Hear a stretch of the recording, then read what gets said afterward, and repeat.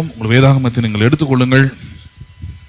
கலாத்தியருக்கான நிருபம் 3வது அதிகாரம் 9, 14 மற்றும் 29வது வசனத்தை நாம் கவனிப்போம். கலாத்தியருக்கான நிருபம் 3வது அதிகாரம் 9வது வசனம், 14வது வசனம் மற்றும் 29வது வசனம். அந்தபடி விசுவாச மார்க்கத்தார் விசுவாசமுள்ள ஆபிரகாமுடனே ஆசீர்வதிக்கப்படுகிறார்கள். ஆபிரகாமுக்கு உண்டான ஆசீர்வாதம் கிறிஸ்து இயேசுவினால் புறஜாதிகளுக்கு வரும்படியாகவும், ஆவியை குறித்து சொல்லப்பட்ட வாக்குத்தத்தத்தை நாம் விசுவாசத்தினாலே பெறும்படியாகவும் இப்படி ஆயிற்று. 29, நீங்கள் கிறிஸ்துவை உடையவர்களானால் ஆபிரகாமின் சந்ததியாராயும் வாக்குத்தத்தத்தின்படி சுதந்திரமாயும் இருக்கிறீர்கள். இந்த அருமையான செவ்வாய்க்கிழமையின் மாலைகளிலும் உங்களோடு கூட நான் பேசிக்கொண்டு வருகிற தலைப்பு, விசுவாசிகள் தேர்வு செய்ய வேண்டிய செழிப்பான வாழ்க்கை, the life of prosperity that believers must choose என்கிற தலைப்பின் கீழே பேசுகிறேன். ஆண்டவராகிய இயேசு கிறிஸ்துவை ஏற்றுக்கொண்டவர்கள் ஒவ்வொருவரும் விசுவாசிகளாக இருக்கிறார்கள். அவர்கள் விசுவாசிக்க வேண்டிய பல காரியங்கள் உண்டு. அதில் விசுவாசிக்க வேண்டிய மிக முக்கியமான ஒரு காரியம் என்னவென்றால், ஆசீர்வாதத்தை, செழிப்பை அவர்கள் விசுவாசிக்க வேண்டும். ஏன் விசுவாசிக்க வேண்டும்? நான் இயேசுவை ஏற்றுக்கொண்டதுனாலே அதை எனக்கு தானா அவர் கொடுக்க மாட்டாரா அப்படின்னு கேட்டா, வேதம் சொல்லுகிறது அந்த இடத்துல தானாய் கொடுத்திருக்கிற பல கிருபையான காரியங்கள், ரட்சிப்பு, இதெல்லாமே இருக்கிறது. ஆனால் அதெல்லாம் வந்த பிறகு பாருங்க, நாம் தெரிந்து கொண்டு அல்லது நம்ம கேட்டு எடுத்துக்கொள்ள வேண்டிய காரியங்களும் தேவன் வைத்திருக்கிறார். அதுல மிகவும் முக்கியமான ஒரு காரியம் இந்த ஆசீர்வாதம் அல்லது செழிப்பு என்கிற சொல்லுகிற இந்த காரியம் தான். அதுல உபாகமத்திலிருந்து எடுத்து காண்பித்திருக்கிறேன். உபாகமம் 28வது அதிகாரத்தில் இப்படியே சொல்லுகிறார், உலகத்திலே ஆசீர்வாதத்தையும் சாபத்தையும் வைத்திருக்கிறேன், ஜீவனும் மரணமும் உனக்கு முன்பதாக இருக்கிறது, நீ பிழைத்து பெருகும்படிக்கு ஜீவனை தெரிந்து கொள் என்று சொல்லுகிறார். நீ பிழைத்து பெருகும்படிக்கு, நீ நன்றாய் இருப்பதற்கு நீ தெரிந்து கொள்ள வேண்டிய ஒரு காரியம் உண்டு. அது தானா கிடைக்காது. என்ன பண்ண வேண்டும்? You must choose in your life. எதை சூஸ் பண்ணணும்? கடவுளுடைய ஆசீர்வாதத்தின் வழிகளை, அவருடைய பிரமாணத்தை நீ என்ன பண்ண வேண்டும்? தெரிந்து கொள்ள வேண்டும் என்று அங்கு போதிக்கிறார். அடுத்தபடியாக, விசுவாசிகள் தெரிந்து கொள்ள வேண்டிய செழிப்பான வாழ்க்கை என்று சொல்லும்போது, இது வெறும் பழைய உடன்படிக்கையில, பழைய ஏற்பாட்டில் மட்டும்தான் இருக்குது. புதிய ஏற்பாட்டிலேயோ அல்லது புதிய உடன்படிக்கையிலே அந்த மாதிரி ஒரு விஷயமே இல்லை. அதனால செழிப்பு, இந்த ஆசீர்வாதம், இதெல்லாம் இன்றைக்கு தேவையில்லாத ஒரு விஷயமா இருக்கும். கர்த்தருடைய வருகையில காணப்படுவீங்களா? இன்று இரவே வந்தா நீங்க போவீங்களா? அதுதான் முக்கியம்னு பேசுறாங்க. அது தேவை, அது முக்கியம், அதுதான் ஃபைனல். ஆனா அதுக்கு முன்னாடி அது வர வரைக்கும், ஏனென்றால் இயேசு மரித்து உயிர் தெழுந்து போன பிறகு 2000 வருஷம் கழிந்துருச்சு. எத்தனை தலைமுறைகள் கடந்து போயிருக்குது பாருங்க. இத்தனை தலைமுறைகளுக்கும் பார்த்தீங்கன்னா நிறைய விஷயத்தை அவர்கள் இழந்திருக்கிறாங்க. அதில் இழந்து போன மிகவும் முக்கியமான ஒரு விஷயம் தான் என்னது? விசுவாசிகள் தங்களுடைய வாழ்க்கையிலே ஆசீர்வாதத்தை தெரிந்து கொள்ளவும், அதற்கு யாரை மாதிரியாக வைக்க வேண்டும் என்பதையும் போதிக்காமலும் கேட்காமலும் மரித்து போயிருக்கிறாங்க. அதனாலதான் கலாத்தியர் நிருபம் 3வது அதிகாரத்தில் அப்போஸ்தலனாகிய பவுல் அங்க ரொம்ப தெளிவாக எழுதுகிறார். அது இயேசு கிறிஸ்துவின் சிலுவை மரணத்தோடு அதை ஒப்பிட்டு பேசுறாரு. அதை ஆபிரகாமுக்குரிய ஆசீர்வாதம் கிறிஸ்து இயேசுவினால் யாருக்கு வருகிறது? இப்பொழுது புறஜாதிகளுக்கு வருகிறது, அது யூதர் அல்லாதவர்களுக்கு வருகிறது. ஆபிரகாமின் வம்சத்தில் பிறக்காதவர்கள், யூத மதத்தில் வராதவர்களுக்கும் ஆபிரகாமுக்கு உண்டான ஆசீர்வாதம் கிறிஸ்து இயேசுவை கொண்டு, கிறிஸ்து இயேசுவினாலே அவருடைய சிலுவை மரணத்தினாலே என்ன பண்ணியிருக்கிறது? உண்டாயிருக்கிறது. ஆபிரகாமின் ஆசீர்வாதத்தை அவர்கள் விசுவாசிக்கும் பொழுது அதை பெற்றுக் கொள்கிறார்கள் என்பதை தான் நம்ம இந்த 3 வசனங்களிலும் நம்ம இப்ப படிச்சோம். கலாத்தியர் 3ல இந்த 3 வசனங்களில் அதுதான் காரியமே. அதுல இயேசு கிறிஸ்துவின் மூலமாக ஒரு விசுவாசிக்கு என்ன கிடைக்குது? ஆபிரகாமின் ஆசீர்வாதம். அப்ப ஒரு விசுவாசிக்கு ஆசீர்வாதமாய் வாழ்வதற்கு அல்லது அவனுடைய வாழ்க்கைக்கு முன்மாதிரியாக தேவன் இந்த உலகத்துல வைத்திருக்கிற ஒரு அருமையான ஒரு மனிதன் யாரு? ஆபிரகாமா இருக்கிறான். யாரா இருக்கிறான்? ஆபிரகாமை பாரு, அவனுடைய ஆசீர்வாதத்தை பாரு, அவனை போலவே உன்னுடைய எதிர்கால வாழ்க்கை இருக்க வேண்டும் என்பதை நீ தெரிந்து கொள்ள வேண்டும். ஆனால் இன்றைக்கு இருக்கிற விசுவாசிகள், அவருடைய பிள்ளைகள் எல்லாமே எதை நோக்கி ஓடிக்கிட்டு இருக்கிறாங்க? அவங்களுடைய எண்ணங்கள் எல்லாமே ஆசீர்வாதம்னாலே, நல்ல வாழ்க்கை என்றாலே பெரிய பெரிய பணக்காரங்க, பெரிய பெரிய செல்வந்தர்கள், பெரிய பெரிய நடிகர்கள், நடிகைகள், இல்ல பிசினஸ் மேன்ஸ், இவங்களாம் தான் வாழ்க்கையில் அவங்க கண்ணுக்கு வந்து தெரிகிறாங்க.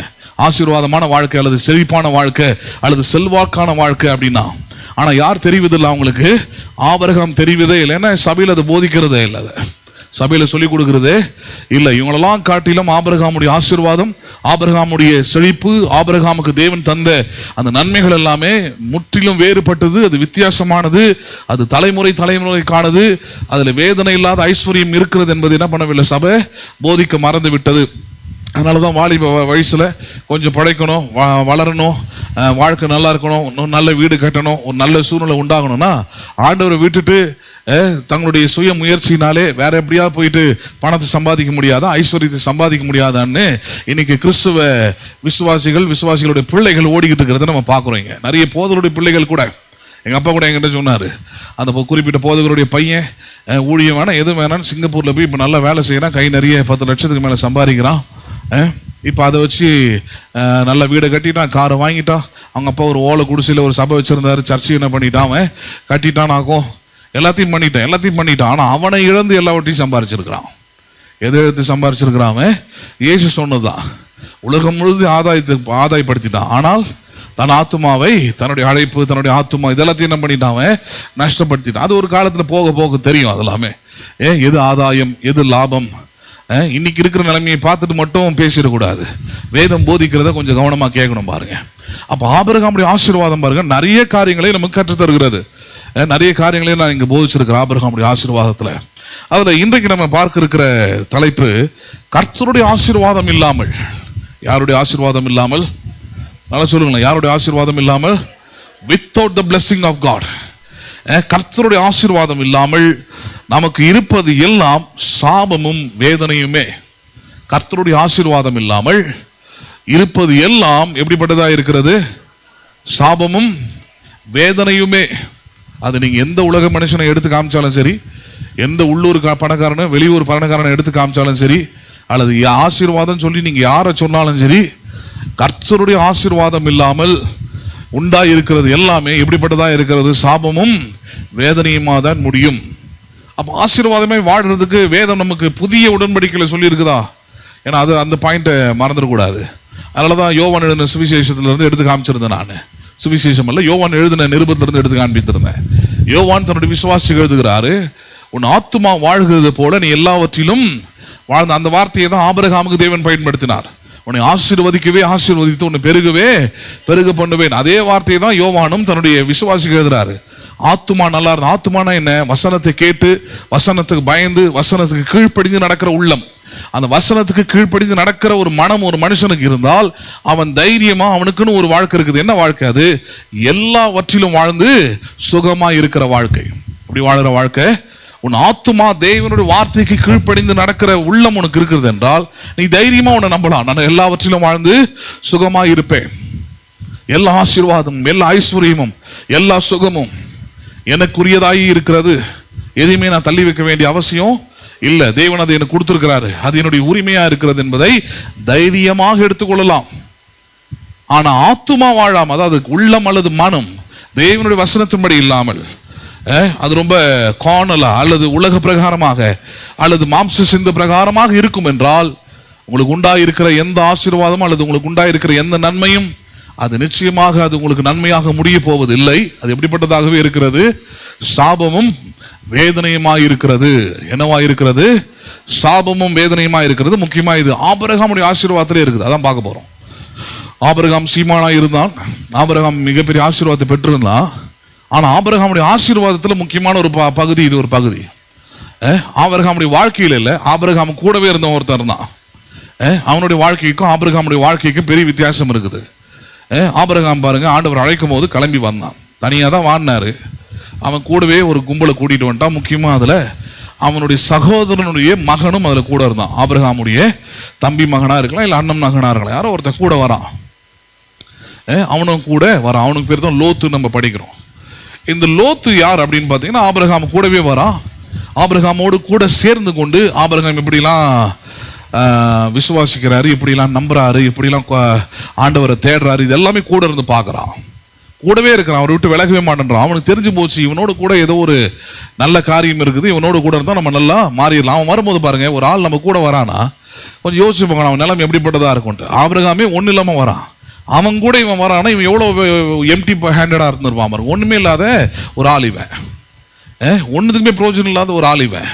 அவனுக்கு அந்த ஊர்ல அதுல இது, ஏன்னா அவனுக்கு அழைப்பெல்லாம் ஒன்றும் கிடையாது.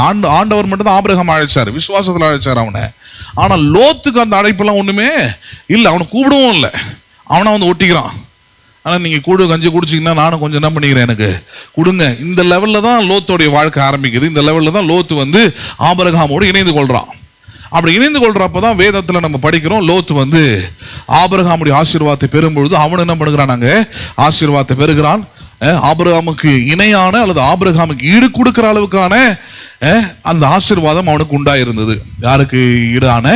ஆபிரகாமுக்கு ஈடு அல்லது ஆபிரகாமோடு கூட சண்டை போடுற அளவுக்கு யாருக்கு உண்டாயிருந்தது? லோத்துக்கு உண்டாயிருந்தது. லோத்து ஒன்றும் புறஜாதி மனுஷன் கிடையாது, நல்லா கவனிச்சுக்கணும். லோத்துவும் பாருங்க அந்த ஆபிரகாமோடு இருந்து கடவுளை அறிந்திருக்கிறான், கடவுளை கனம் பண்ண வேண்டும் என்பதை புரிஞ்சு வச்சிருக்கிறான், எல்லாமே இருக்குது. ஆனால் அவனுடைய மனம் பாருங்க யாருடைய மனம் போல இல்லைன்னா ஆபிரகாமுடைய மனது போல இல்லை. அதுதான் நம்ம அவனுடைய வாழ்க்கையில் நம்ம பார்த்துருக்கிறோம் ஏற்கனவே ஒரு வாட்டி.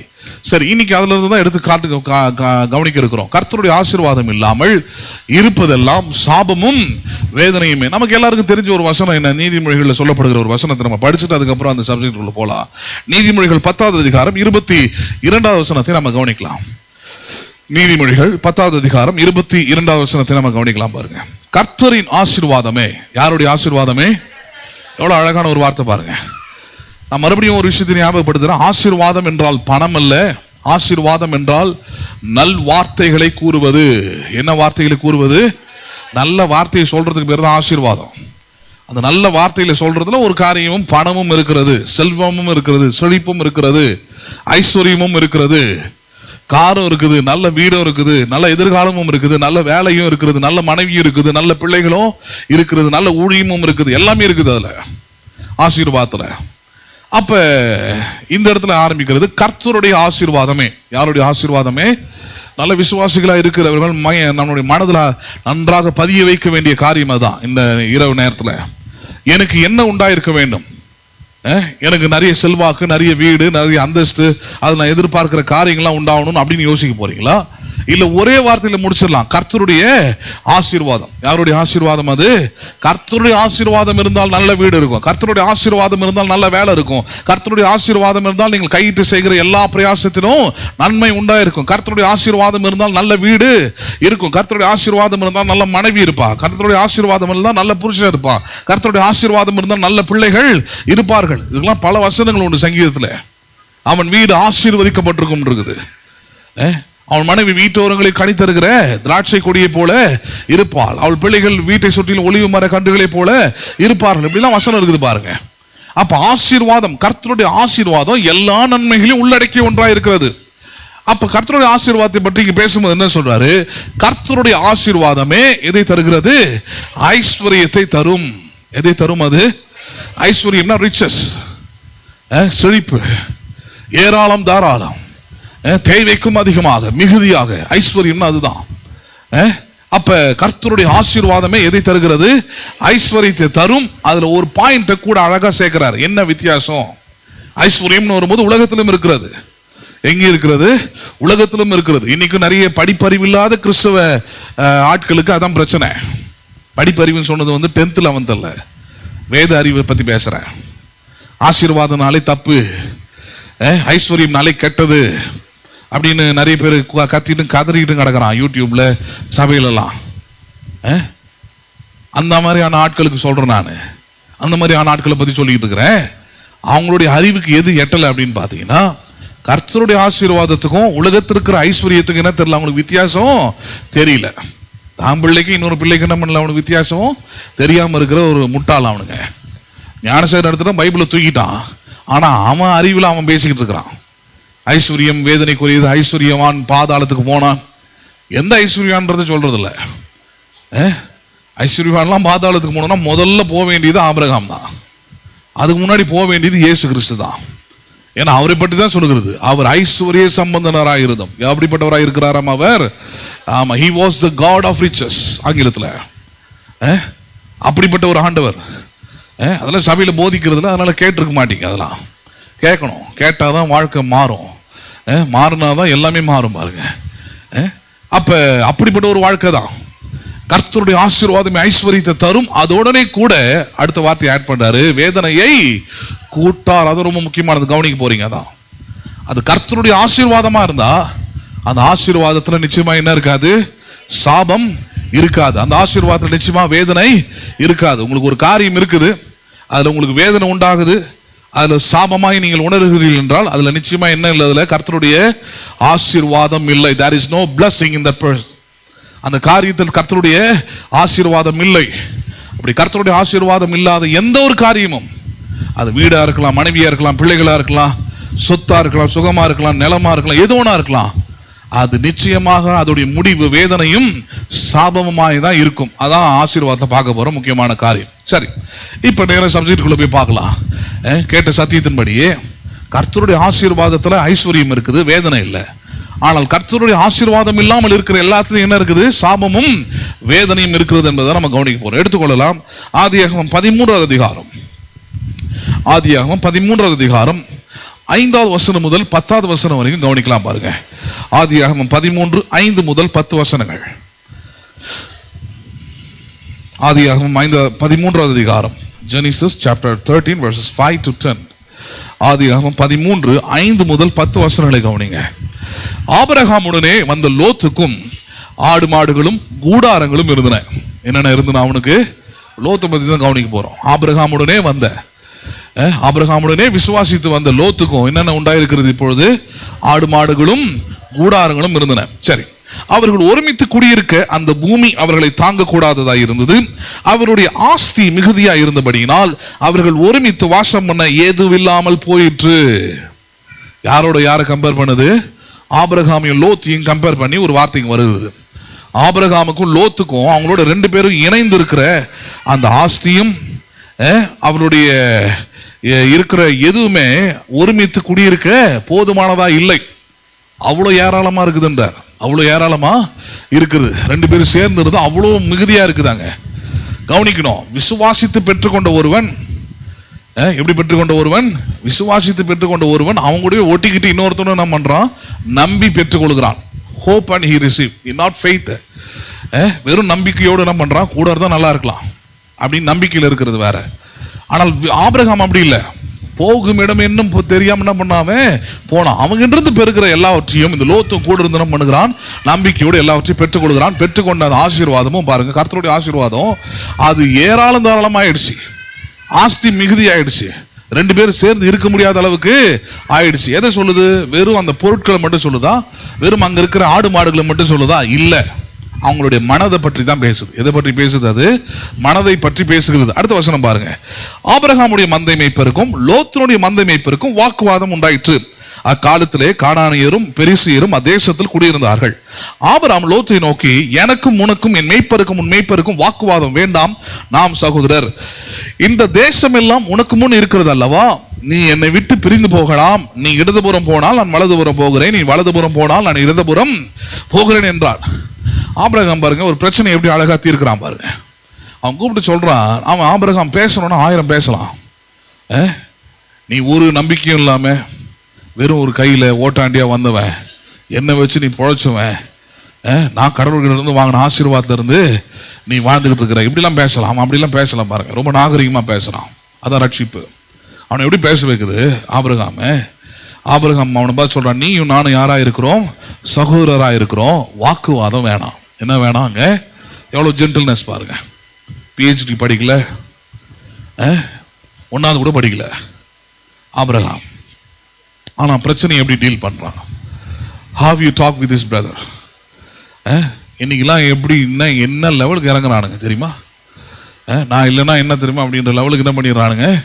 இறங்கிறானுங்க. எவ்வளோ விசுவாசிகள்லாம் சில சபைகளில் ஊழியத்தில் போய் பார்க்குறேன். ஊழியக்காரங்க என்ன சொல்லிலாம் இருக்கிறாங்க, என்னென்னலாம் பேசுகிறான் பிரதர். நான் இல்லைன்னா ஊழியமே இல்லைன்றா. நான் நினச்சேன்னா ஊழியத்தை கலைச்சிருவேன்றான், ஊழியத்தை உடச்சிருவேன்றான். நான் நினச்சேன்னா இந்த ஊழியத்தை மூடிடுவேன்றான். விசுவாசிங்க இப்படிலாம் பேசுகிறான் பிரதர்னு கவலைப்படுற எவ்வளோ ஊழியக்காரங்க இருக்கிறாங்க. ஆச்சரியமாக இருக்குது அவங்களெல்லாம் பார்க்கும்போது எனக்கு. அப்போ அது மாதிரி ஒரு நாகரிகமற்ற கிறிஸ்தவர்கள் இருக்கிறது மத்தியில் ஆபிரகாம் போல ஒரு ஆள், எந்த ஒரு நாகரிகமும் தெரியாத ஒரு சமுதாயத்தில் பிறந்து வளர்ந்தவன், அப்படிப்பட்ட ஒரு மனுஷன் ரொம்ப அழகாக பேசுகிறான். இங்கே நம்ம ஊரில் அது பங்காளி சண்டைன்னு சொல்லுவாங்களா, அந்த சண்டையில் அவனை பார்த்து சொல்கிறான், நீயும் நானும் யாராக இருக்கிறோம்? சகோதரராக இருக்கிறோம். நமக்குள்ளே என்ன தேவை கிடையாது? வாக்குவாதம் தேவையில்லை. அதான் விசுவாசி, அதான் சாட்சி. சர்ச்சுக்கு வரும்போது பைபிளை தூக்கின்னு வந்துட்டு, சபைக்கு வரும்போது ஒயிட் அண்ட் ஒயிட் போடணும் வந்துட்டு, பைபிளை தூக்கிட்டு போய் செல்ஃபில் வைக்கும் போது கூட சேர்ந்து ஆவிக்குரிய வாழ்க்கையும் சேர்த்து நம்ம பண்ணக்கூடாது, சேர்த்து வச்சிடக்கூடாது. பைபிளை மட்டும் தான் செல்ஃபில் வைக்கணும். ஆனால் பைபிளுக்குள்ளே இருக்கிற சத்தியமோ சத்திய ஆவியானவர் யாருக்குள்ளே இருக்கணும்? உங்களுக்குள்ள இருக்கணும். அசிங்கமாக பேசி சண்டை போட்டால் கூட நீங்கள் அந்த லெவலுக்கு என்ன பண்ணக்கூடாது, இறங்க கூடாது. நான் யார் தெரியுமாடா, டே உனக்கு ஒரு கெட்ட வார்த்தை தெரியும், நான் யார் தெரியுமா அடிங்க அப்படின்னு ஆரம்பிச்சிங்கன்னா அவ்வளோதான், உங்கள் சாட்சி கேட்டு போகுது. ஆண்டவர் உங்களை பார்த்து இவனையா ரட்சித்தேன், இவனுக்கா ஞானசானம் கொடுத்தா, இவனுக்கா என் ஆவியை கொடுத்தேன், இவனுக்கா சபையை கொடுத்துருக்குறேன்னு வேதனைப்படுவார். வேதனைப்படுறது மட்டும் இல்லை, ஆண்டோடைய நாமம் அங்கே தூஷிக்கப்படுது. உங்களுடைய நல்ல சாட்சியை நீங்கள் இழந்து போகிறீங்க. பேசுறது புரியுதுங்களா உங்களுக்கு? இதே ஏரியாவில் பாருங்கள், இந்த வலதுபுறத்தில் இருக்கிற ஒரு வீடு, அங்கே ஒரு ஆள் இருந்தான் பாருங்கள். அவன் இந்த போலீஸ்லேருந்து ரிட்டையர்ட் ஆனவர். கொஞ்சம் ஹைட் அண்ட் வெயிட்டாக இருப்பார். கொஞ்சம் இந்த கிராமத்துக்கு சேர்ந்தவர். கொஞ்சம் ஆளுங்களாம் அவருக்கு கொஞ்சம் ஆள் பேலன்னு சொல்லுவாங்களே, அதெல்லாம் இருக்குது. அந்த குப்பை அந்த அவங்க வீட்டில் அப்போல்லாம் சிக்கன்லாம் வச்சு வெட்டிக்கிட்டு இருந்தார். கடை மாதிரி வச்சு நடத்தினார். அந்த சிக்கன் இதெல்லாம் பாருங்கள் வேஸ்டேஜ்லாம் எடுத்துகிட்டு வந்து வேறு வீட்டுக்கு முன்னாடி கொட்ட ஆரம்பித்தார். எங்கேயே வீட்டுக்கு நேராகவே. அப்போ எங்கள் அப்பா ஒரு நாள் கூப்பிட்டு அப்படி கொட்டிக்கிட்டு இருந்தார். கரெக்டாக கடைக்கு போயிட்டு வராரு எங்கள் அப்பா. ஏன்பா அது மாதிரி கொட்டிக்கிட்டு இருக்கிற, வீட்டுக்கு முன்னாடி கொட்டலாமா, உன் வீடு எங்கே இருக்குது, அங்கேருந்து இங்கேருந்து நம்ம கொண்டாந்து வீட்டுக்கு முன்னாடி கொட்டுறியே, இவ்வளோதான் கேட்டார் பாருங்க. ஆமாம், பார்த்தீங்கன்னா நீ என்ன பெரியவனா ஆனா ஆச்சு பூச்சு நின்னா. எங்கள் அப்பா எதுவுமே உங்ககிட்டலாம் பேச முடியுமா அப்படின்ட்டு வந்துட்டார். அவ்வளோதான், எதுவும் பேசவே இல்லை. அவன்கிட்ட சண்டையும் போடல, ஒன்றும் போடல. இன்னைக்கு பாருங்க, அவன் ஆளும் கிடையாது, அட்ரஸும் கிடையாது. எல்லாம் காலி கிளி பண்ணின்னு எங்கேயோ போயாச்சு, மூட்டை முடிச்செல்லாம் கட்டிக்கிட்டு போயாச்சு. இல்லை நான் யார் தெரியுமா அப்படின்ட்டு நம்ம வரைஞ்சி கட்டிட்டு நின்னோன்னா அவன் உலக பிரகமான நம்ம வரைஞ்சி கட்டிக்கிட்டு நீ இப்போ ஆண்டவர் நமக்கு யுத்தமே செய்ய மாட்டார். துரத்தி ஒரு ரோடு அப்படி எங்கேயாவது மூலையில் போய் கடப்போ, அங்கேயாவது மூலையில் போயிட்டு உட்காருப்போம். அங்கே போயிட்டு பேசுறது புரியுதுங்களா உங்களுக்கு? உங்களுக்குலாம் அதை சொல்லி தரேன் நான். ஏதோ வந்தோம், பைபிள் ஸ்டடி வந்தோம், இல்லை how to react with the gentile peoples. உங்ககிட்ட இருந்த நன்மையை பெற்றவர்களாகவே இருக்கலாம், உங்களால் பிழைச்சவங்களாக கூட இருக்கலாம். நீங்கள் உண்மையாகவே ஆண்டோடைய பிள்ளைங்க, ஆண்டோடைய ஆசீர்வாதத்துக்கு நீங்கள் தகுதி உள்ளவர்கள் என்றால் பேதுரு அப்படியே பேசுகிறார். ஆசீர்வாதத்தை பெற, ஆசீர்வாதத்தை சுதந்திரிக்க தகுதி உள்ளவர்கள் என்று எண்ணின்றார். எது சுதந்திரிக்க? ஆசீர்வாதத்தை சுதந்திரிக்க நான் தகுதி உள்ளவனா இருக்கணும்னு எண்ணிங்கன்னா மீன் வார்த்தைகள் ஒன்றும் வாயிலிருந்து வர வேண்டாம்னு பேசுகிறாரு. அப்போ நீங்கள் அதில் தான் ஜாக்கிரதையாக இருக்கணும். வாயின் வார்த்தையில் வரக்கூடிய வார்த்தையில் ரொம்ப சரியானவர்களாக என்ன பண்ணுவங்கள நீங்கள் எந்த அளவுக்கு நாகரிகமாக, எந்த அளவுக்கு தரமாய் உயர்தரமாய் நடந்துக்கணுமோ அந்த அளவுக்கு என்ன பண்ணணும், தரமாக நடந்துக்கணும். அவங்களோட ஈக்குவலாக போய் என்ன பண்ண சண்டை போட்டுட்டு உட்காந்துருக்கூடாது. நீங்கள் ரட்சிக்கப்பட்டவங்க, உங்களுக்குன்னு ஒரு வாழ்க்கை முறை இருக்குது, உங்களுக்குன்னு ஒரு கடவுள் இருக்கிறாரு, உங்களுக்குன்னு ஒரு சபை இருக்குது, உங்களுக்குன்னு ஒரு அழைப்பு இருக்குது, உங்களுக்குன்னு ஒரு தெரிந்து கொள்ளுதல் இருக்குது, உங்களுக்குன்னு ஒரு நித்திய வாழ்க்கை இருக்கிறது, உங்களுக்குன்னு ஆண்டவர்கிட்ட கொடுக்க வேண்டிய கணக்குகள் இருக்குது, இதெல்லாம் நிறைய இருக்குது. எதுவுமே இல்லாத ஓட்டாண்டிங்களோட போய் என்ன பண்ண கூட சண்டை போட்டுட்டு உட்காந்துருக்கூடாது. கொஞ்ச நாளில் கழிச்சு பார்க்கலாம் யார் இருக்கிறான்ட்டு. அமைதியாக போவது தான் வீரம் பாருங்க. ஆபிரகாம் அதை தான் செய்கிறான். நீ நானும் சகோதரராக இருக்கும், எந்த சண்டையும் நம்ம போட வேண்டாம். அதோட அவன் சொல்கிறான் பாருங்க, இதோட நம்ம இன்னொரு முக்கியமான முடிவு எடுப்போம். நீ வலதுபுறம் போனால் நான் எந்த பக்கம் போயிடுறேன், நான் இடதுபுறம் போயிடுறேன். நீ மேற்கு போனால் நான் கிழக்க போயிடுறேன்றான். அதான் என்ன சொல்கிறான், நீ நானும் இதுக்கப்புறம் ஒன்றா இருக்க வேண்டாம். நீ எந்த பக்கம் போறியோ அதுக்கு நேர் எதிர்முனைக்கு நான் என்ன பண்ணிடுறேன், போயிடுறேன். அது எவ்வளோ பெரிய பெருந்தன்மை பாருங்க. அவன் நினச்சா இப்படி சொல்லியிருக்கலாம், எல்லாம் இரு நான் முதல்ல ஒரு இடத்த செலக்ட் பண்ணிக்கிறேன், அதுக்கப்புறம் நீ என்ன பண்ண, நான் சொல்கிற இடத்துக்கு நீ போய் என்ன பண்ணுவாங்க, கண்ணு கெட்டா தூரம் போயிடு அப்படின்னு சொல்லியிருக்கலாம். இன்னைக்கெல்லாம் சில ஆளுங்களுக்கு பணம் வந்து அப்படி தானே, ஊழியக்காரங்களும் அப்படி தானே இருக்கிறானுங்க. பாஸ்டர் ரவுடிலாம் பார்த்துருக்குறீங்களா? நீங்கள் பார்த்துருக்க மாட்டீங்க. பாஸ்டர்ஸ்லேயே ரவுடிங்களாம் இருக்கிறாங்க. ஒயிட் அண்ட் ஒயிட் போய் நல்லா ஜம்முன்னு இருப்பாங்க, அந்நிய பாஷெல்லாம் பேசுவாங்க. அந்த ரவுடிங்களாம் எப்படி பேசுவாங்கன்னு பார்த்தீங்கன்னா, இந்த பேர் நான் சொல்கிற இடத்துல தான் நீ சபை வைக்கணும். யாராவது ஊழியங்களையும் ஆரம்பித்தா வந்துடுவாங்க கிளம்பி. நான் சொல்கிற இடத்துல என்ன பண்ணணும், நீ சபை வைக்கணும். இந்த ஊரில் வைக்கக்கூடாது, இத்தனை கிலோமீட்டரில் வைக்கக்கூடாது, இத்தனை அடியில் நீ என்ன பண்ணக்கூடாது, சபையை வைக்கக்கூடாது. நாங்கள் ஒரு இடத்த வேற எங்கேயாவது எடுத்துன்னு போய் வை. நீ யாரில் அதை சொல்கிறதுக்கு? நீ யார் அதில் சொல்கிறதுக்கு? உனக்கு யார் அந்த அதிகாரம் கொடுத்தா? உனக்கு யார் அந்த உரிமையை கொடுத்தா? இதெல்லாம் விட பைபிள் பிரகாரம் கேட்கணும்னு ஆபிரகாமெல்லாம் படித்தது இல்லையா? நீ படித்ததே இல்லையா? சரி, ஆபிரகாம் தான் படிக்கல, யாக்கோபையாவது படித்தான், அவனையும் படித்ததில்லை. ஈசாக்கு ஏதாவது படிச்சு, 3 பேருமே என்ன பண்ணதில்லை, படித்தது இல்லை. ஆபிரகாமுக்கு இந்த மாதிரி ஒரு பிரச்சனை. ஈசாக்கு துறவுகள்லாம் என்ன பண்ணாங்களாம், தூற்றி போட்டாங்களாம், கிளம்பி போயினே தான். போடா அங்கே வேலையை பார்த்துக்கிட்டு, உங்களோட சண்டை போடுறதுக்கு எனக்கு நேரம் இல்லை, பேர் வச்சுட்டு போகிறேன் நான். ஹலோ, என்ன பண்ணி வச்சுட்டு போகிறேன் நான்? ஆமாம், ஏசேக்கு சித்தனான் பேர் வச்சுட்டு போய்கிட்டே இருப்பேன் நான், அடுத்து தோண்டிக்கிட்டே இருப்பேன் நான். ஏன்னா கடவுளுடைய ஆசீர்வாதம் என்கிட்ட இருக்குது. உங்களோட சண்டை போடுறதுக்கு எனக்கு நேரம் கிடையாது, அது எனக்கு தகுதியும் கிடையாது. உனக்கு தான் அதிகாரி யாரு, போலீஸ் யாரு, எங்கே போய் என்ன தந்திரமாக பேசினா வேலை ஆகும், பைபிளையும் தூக்கிட்டு இந்த வேலையும் பார்க்குறது. Criminal mind. கூட கூஜா தூக்குறதுக்கு ஒரு 4 விசுவாசிங்க பாஸ்டர் என்ன செஞ்சாலும் முட்டாளுங்கெல்லாம் வச்சுக்கிட்டு பாஸ்டர் ரவுடிங்க, அவங்களும் அப்படி தான் பேசுவாங்க. அதனால அவங்க லைஃப்ல இருந்து you cannot learn anything from the Bible. பைபிளில் பேசுறது அங்கே பேசுறது நடந்துக்கிறதுக்கு சம்மந்தமே இருக்காது. ஆபிரகாம் பார்த்தா எப்படி இருக்கிறான், ஈசாக்கு பார்த்தா எப்படி இருக்கிறான், யாக்கோபு அதுக்கெல்லாம் ஒரு படி மேலே. ஹலோ, பேசுறது புரியுதுங்களா உங்களுக்கு? அண்ணனை விட்டு தூரம் துரத்தி விட்டுறான், குடும்பத்தை விட்டு போயிடுறான். 20 வருஷம் என்ன பண்ணுறான், போயிட்டு தள்ளி இருந்து தேடிட்டு வரான். போயிட்டு அண்ணனே வந்து சொல்கிறான், நம்ம 2 பேரும் சேர்ந்து என்ன பண்ணுவோம் வாசமெல்லாம். அவன் சொல்கிறான், நீ சொல்கிறதெல்லாம் நான் கேட்க முடியாது, வரேன், நீ முன்னாடி போய்கிட்டே இரு, கடவுள் எனக்குன்னு ஒரு இடத்த வச்சிருக்கிறார், நாங்கள் போய் தங்கிக்கிறேன். உன்னோட சண்டை போடுறதுக்கு நான் இருக்கிறேன், உன்னோட வம்பிழுக்கிறதுக்கு நான் இருக்கிறேன். அதுக்காக கடவுள் இந்த வாழ்க்கை கொடுத்துருக்கிறாரு. உனக்கு தான் ஞாயிற்றுக்கிழமை காலைலானா வேற சர்வீஸ் வைக்க தெரியாது, பைபிள் அறிவு கிடையாது, ஒன்றும் கிடையாது, ஏதோ ஓட்டிக்கிட்டு இருக்கிற வாழ்க்கைய.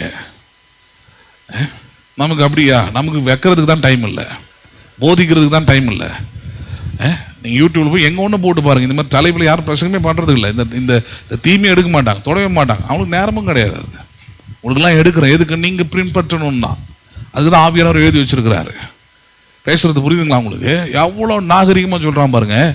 நீ எடுத்துக்கோ, நீ ஒரு இடத்த சூஸ் பண்ணு, அதுக்கு நேர் எதிர்மாறியா நான் பண்ணுற ஒரு இடத்த சூஸ் பண்ணுறேன். உனக்கு எனக்கு எந்த வாக்குவாதமும் வேணாம், எந்த பிரச்சனையும் வேணாம். அவ்வளோ சமாதானம் பாருங்க. பேசுறது புரியுதுங்களா உங்களுக்கு? இப்படி சொல்லி முடிச்ச பிறகு அடுத்த வார்த்தை 8ஆம் வசனம். ஆபிரகாம் லோத்தை நோக்கி, எனக்கும் உன் மேய்ப்பருக்கும் என் மேய்ப்பருக்கும் உன் மேய்ப்பருக்கும் வாக்குவாதம் வேண்டாம், நம் சகோதரர், இந்த தேசம் எல்லாம் உனக்கு முன் இருக்கிறது அல்லவா? இதெல்லாம் உனக்கு முன் இருக்குது அல்லவா? தேசம்லாம் உனக்கு முன்னாடி இருக்கு அப்படின்னா it is yours. என்ன மாதிரி வார்த்தை, பெருந்தன்மையான வார்த்தை. எல்லாம் ஒண்ணுதுப்பா.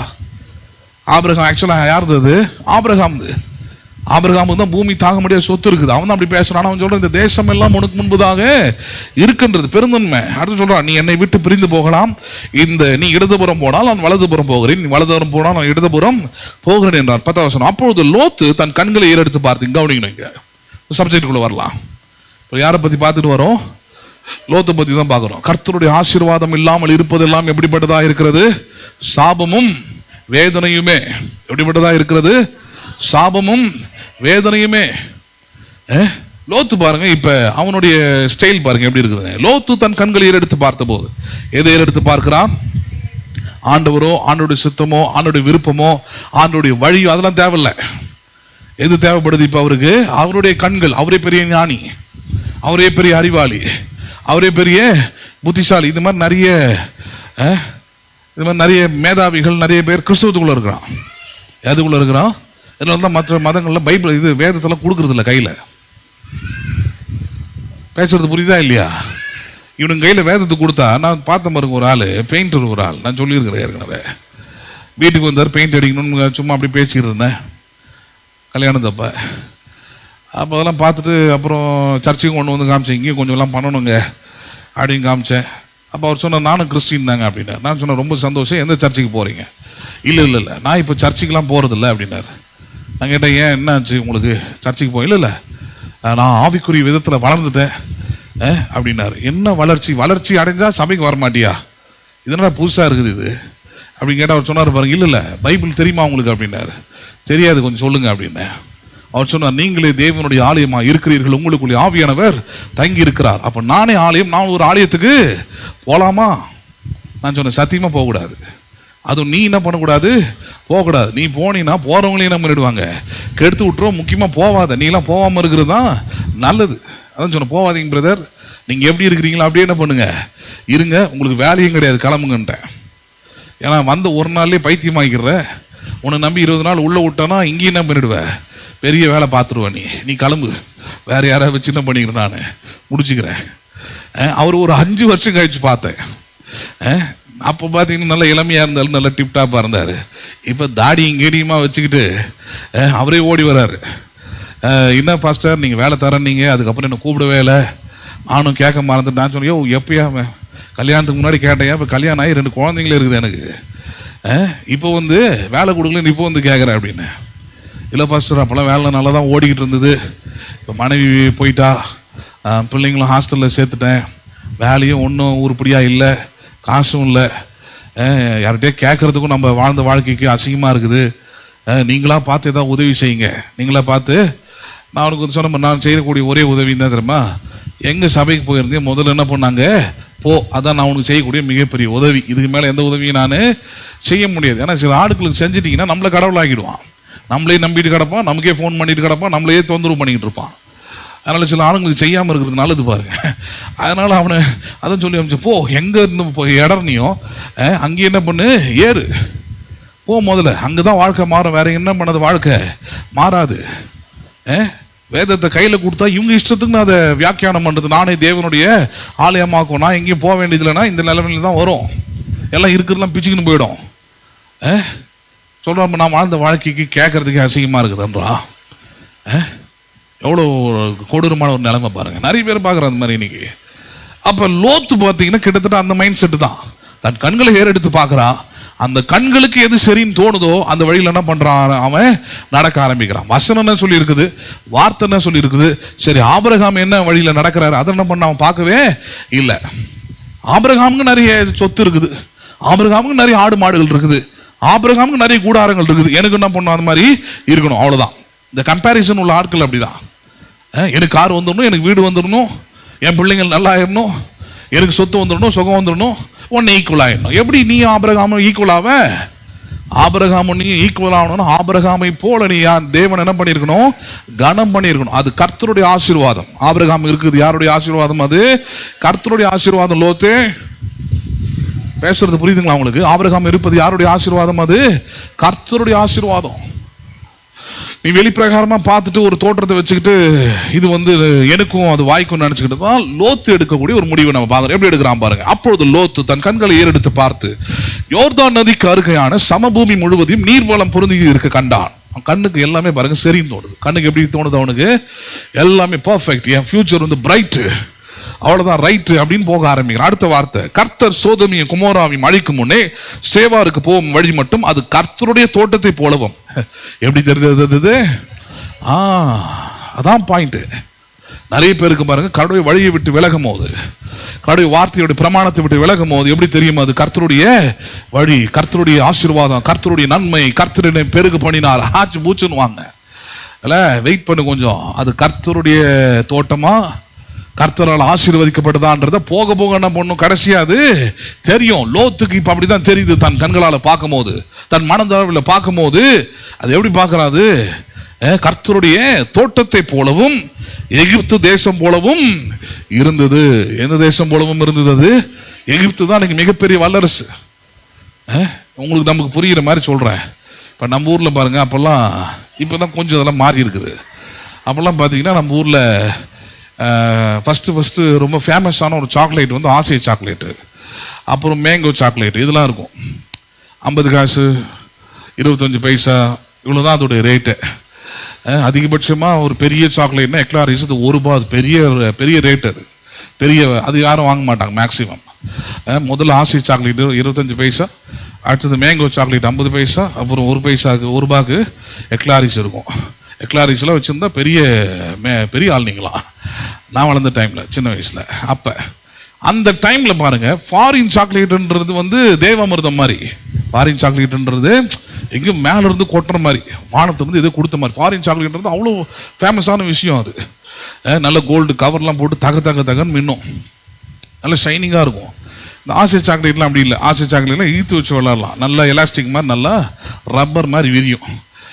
அது அப்படி இல்லை, அப்படியே ரொம்ப மைல்டான ஒரு பேப்பரில் மடித்து கொடுத்துருப்பான் பாருங்க, அப்படியே உள்ளவே கரையும் எல்லாமே, சாக்லேட் எல்லாமே. ஸோ ஃபாரின் சாக்லேட்ன்றது ரொம்ப ரேர். அதெல்லாம் அது ரொம்ப பெரிய விஷயமா பார்க்கப்படும், பெரியவர்கள் மத்தியிலும் சரி, சின்ன பசங்க மத்தியிலும் சரி. ஃபாரின் சாக்லேட்லாம் அவ்வளோ பெரிய விஷயமா இருக்கும். அது கிட்டத்தட்ட அப்படி தான் பார்த்தீங்கன்னா இப்போ லோத்தோட மைண்ட் செட் இப்போ அப்படி தான் போயிடுச்சு. இப்போ அவருக்கு இப்போ அவர் மைண்ட் செட்டை பொறுத்த வரைக்கும் எப்படி பார்க்குறாரு? அதை எகிப்து தேசம்னா என்ன, உலகத்துடைய பெரிய வல்லரசு, உலகத்துடைய பெரிய வல்லரசு தேசம். இப்போ இது வரைக்கும் ஆசை சாக்லேட்டு மேங்கோ சாக்லேட்டு சாப்பிட்டு இருந்த ஆளுக்கு இப்போ கண்ணுக்கு எதுவா தெரியுது? இப்போ ஃபாரின் சாக்லேட்டா தெரியுது. கண்ணுக்கு எதுவா தெரியுது? இப்போ அது எகிப்து தேசம் போல ஒரு தேசத்தில் போய் செட்டில் ஆகிறேன் நான், செட்டில்டு. என்ன பண்ணுறேன் நான், செட்டில்டு. நிறைய பேர் பாருங்க, எல்லா சபைகளிலும் பொதுவாக தான் பேசுகிறேன். எனக்கு ஆன்லைன்லையும் போகிறதுனால வேறு உங்களுக்கு மட்டும் பிரசங்கம் பண்ணுறதில்ல. நான் பொதுவாக எல்லா விசுவாசிகளையும் சேர்த்து தான் பிரசங்கம் பண்ணுறேன்.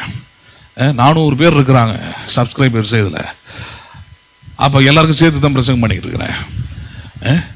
இதில் பொதுவாக என்ன பண்ணுது பாருங்க, நம்ம ஆண்டவரை ஏற்றுக்கொள்ளும் போது எல்லாருமே ஏதோ ஒரு தரித்திர நிலைமையிலிருந்து, கஷ்ட நிலையிலிருந்து, ஒன்றுமில்லாத ஒரு நிலையிலிருந்து தான் பண்ணுற வாழ்க்கையை ஆரம்பிக்கிறீங்க.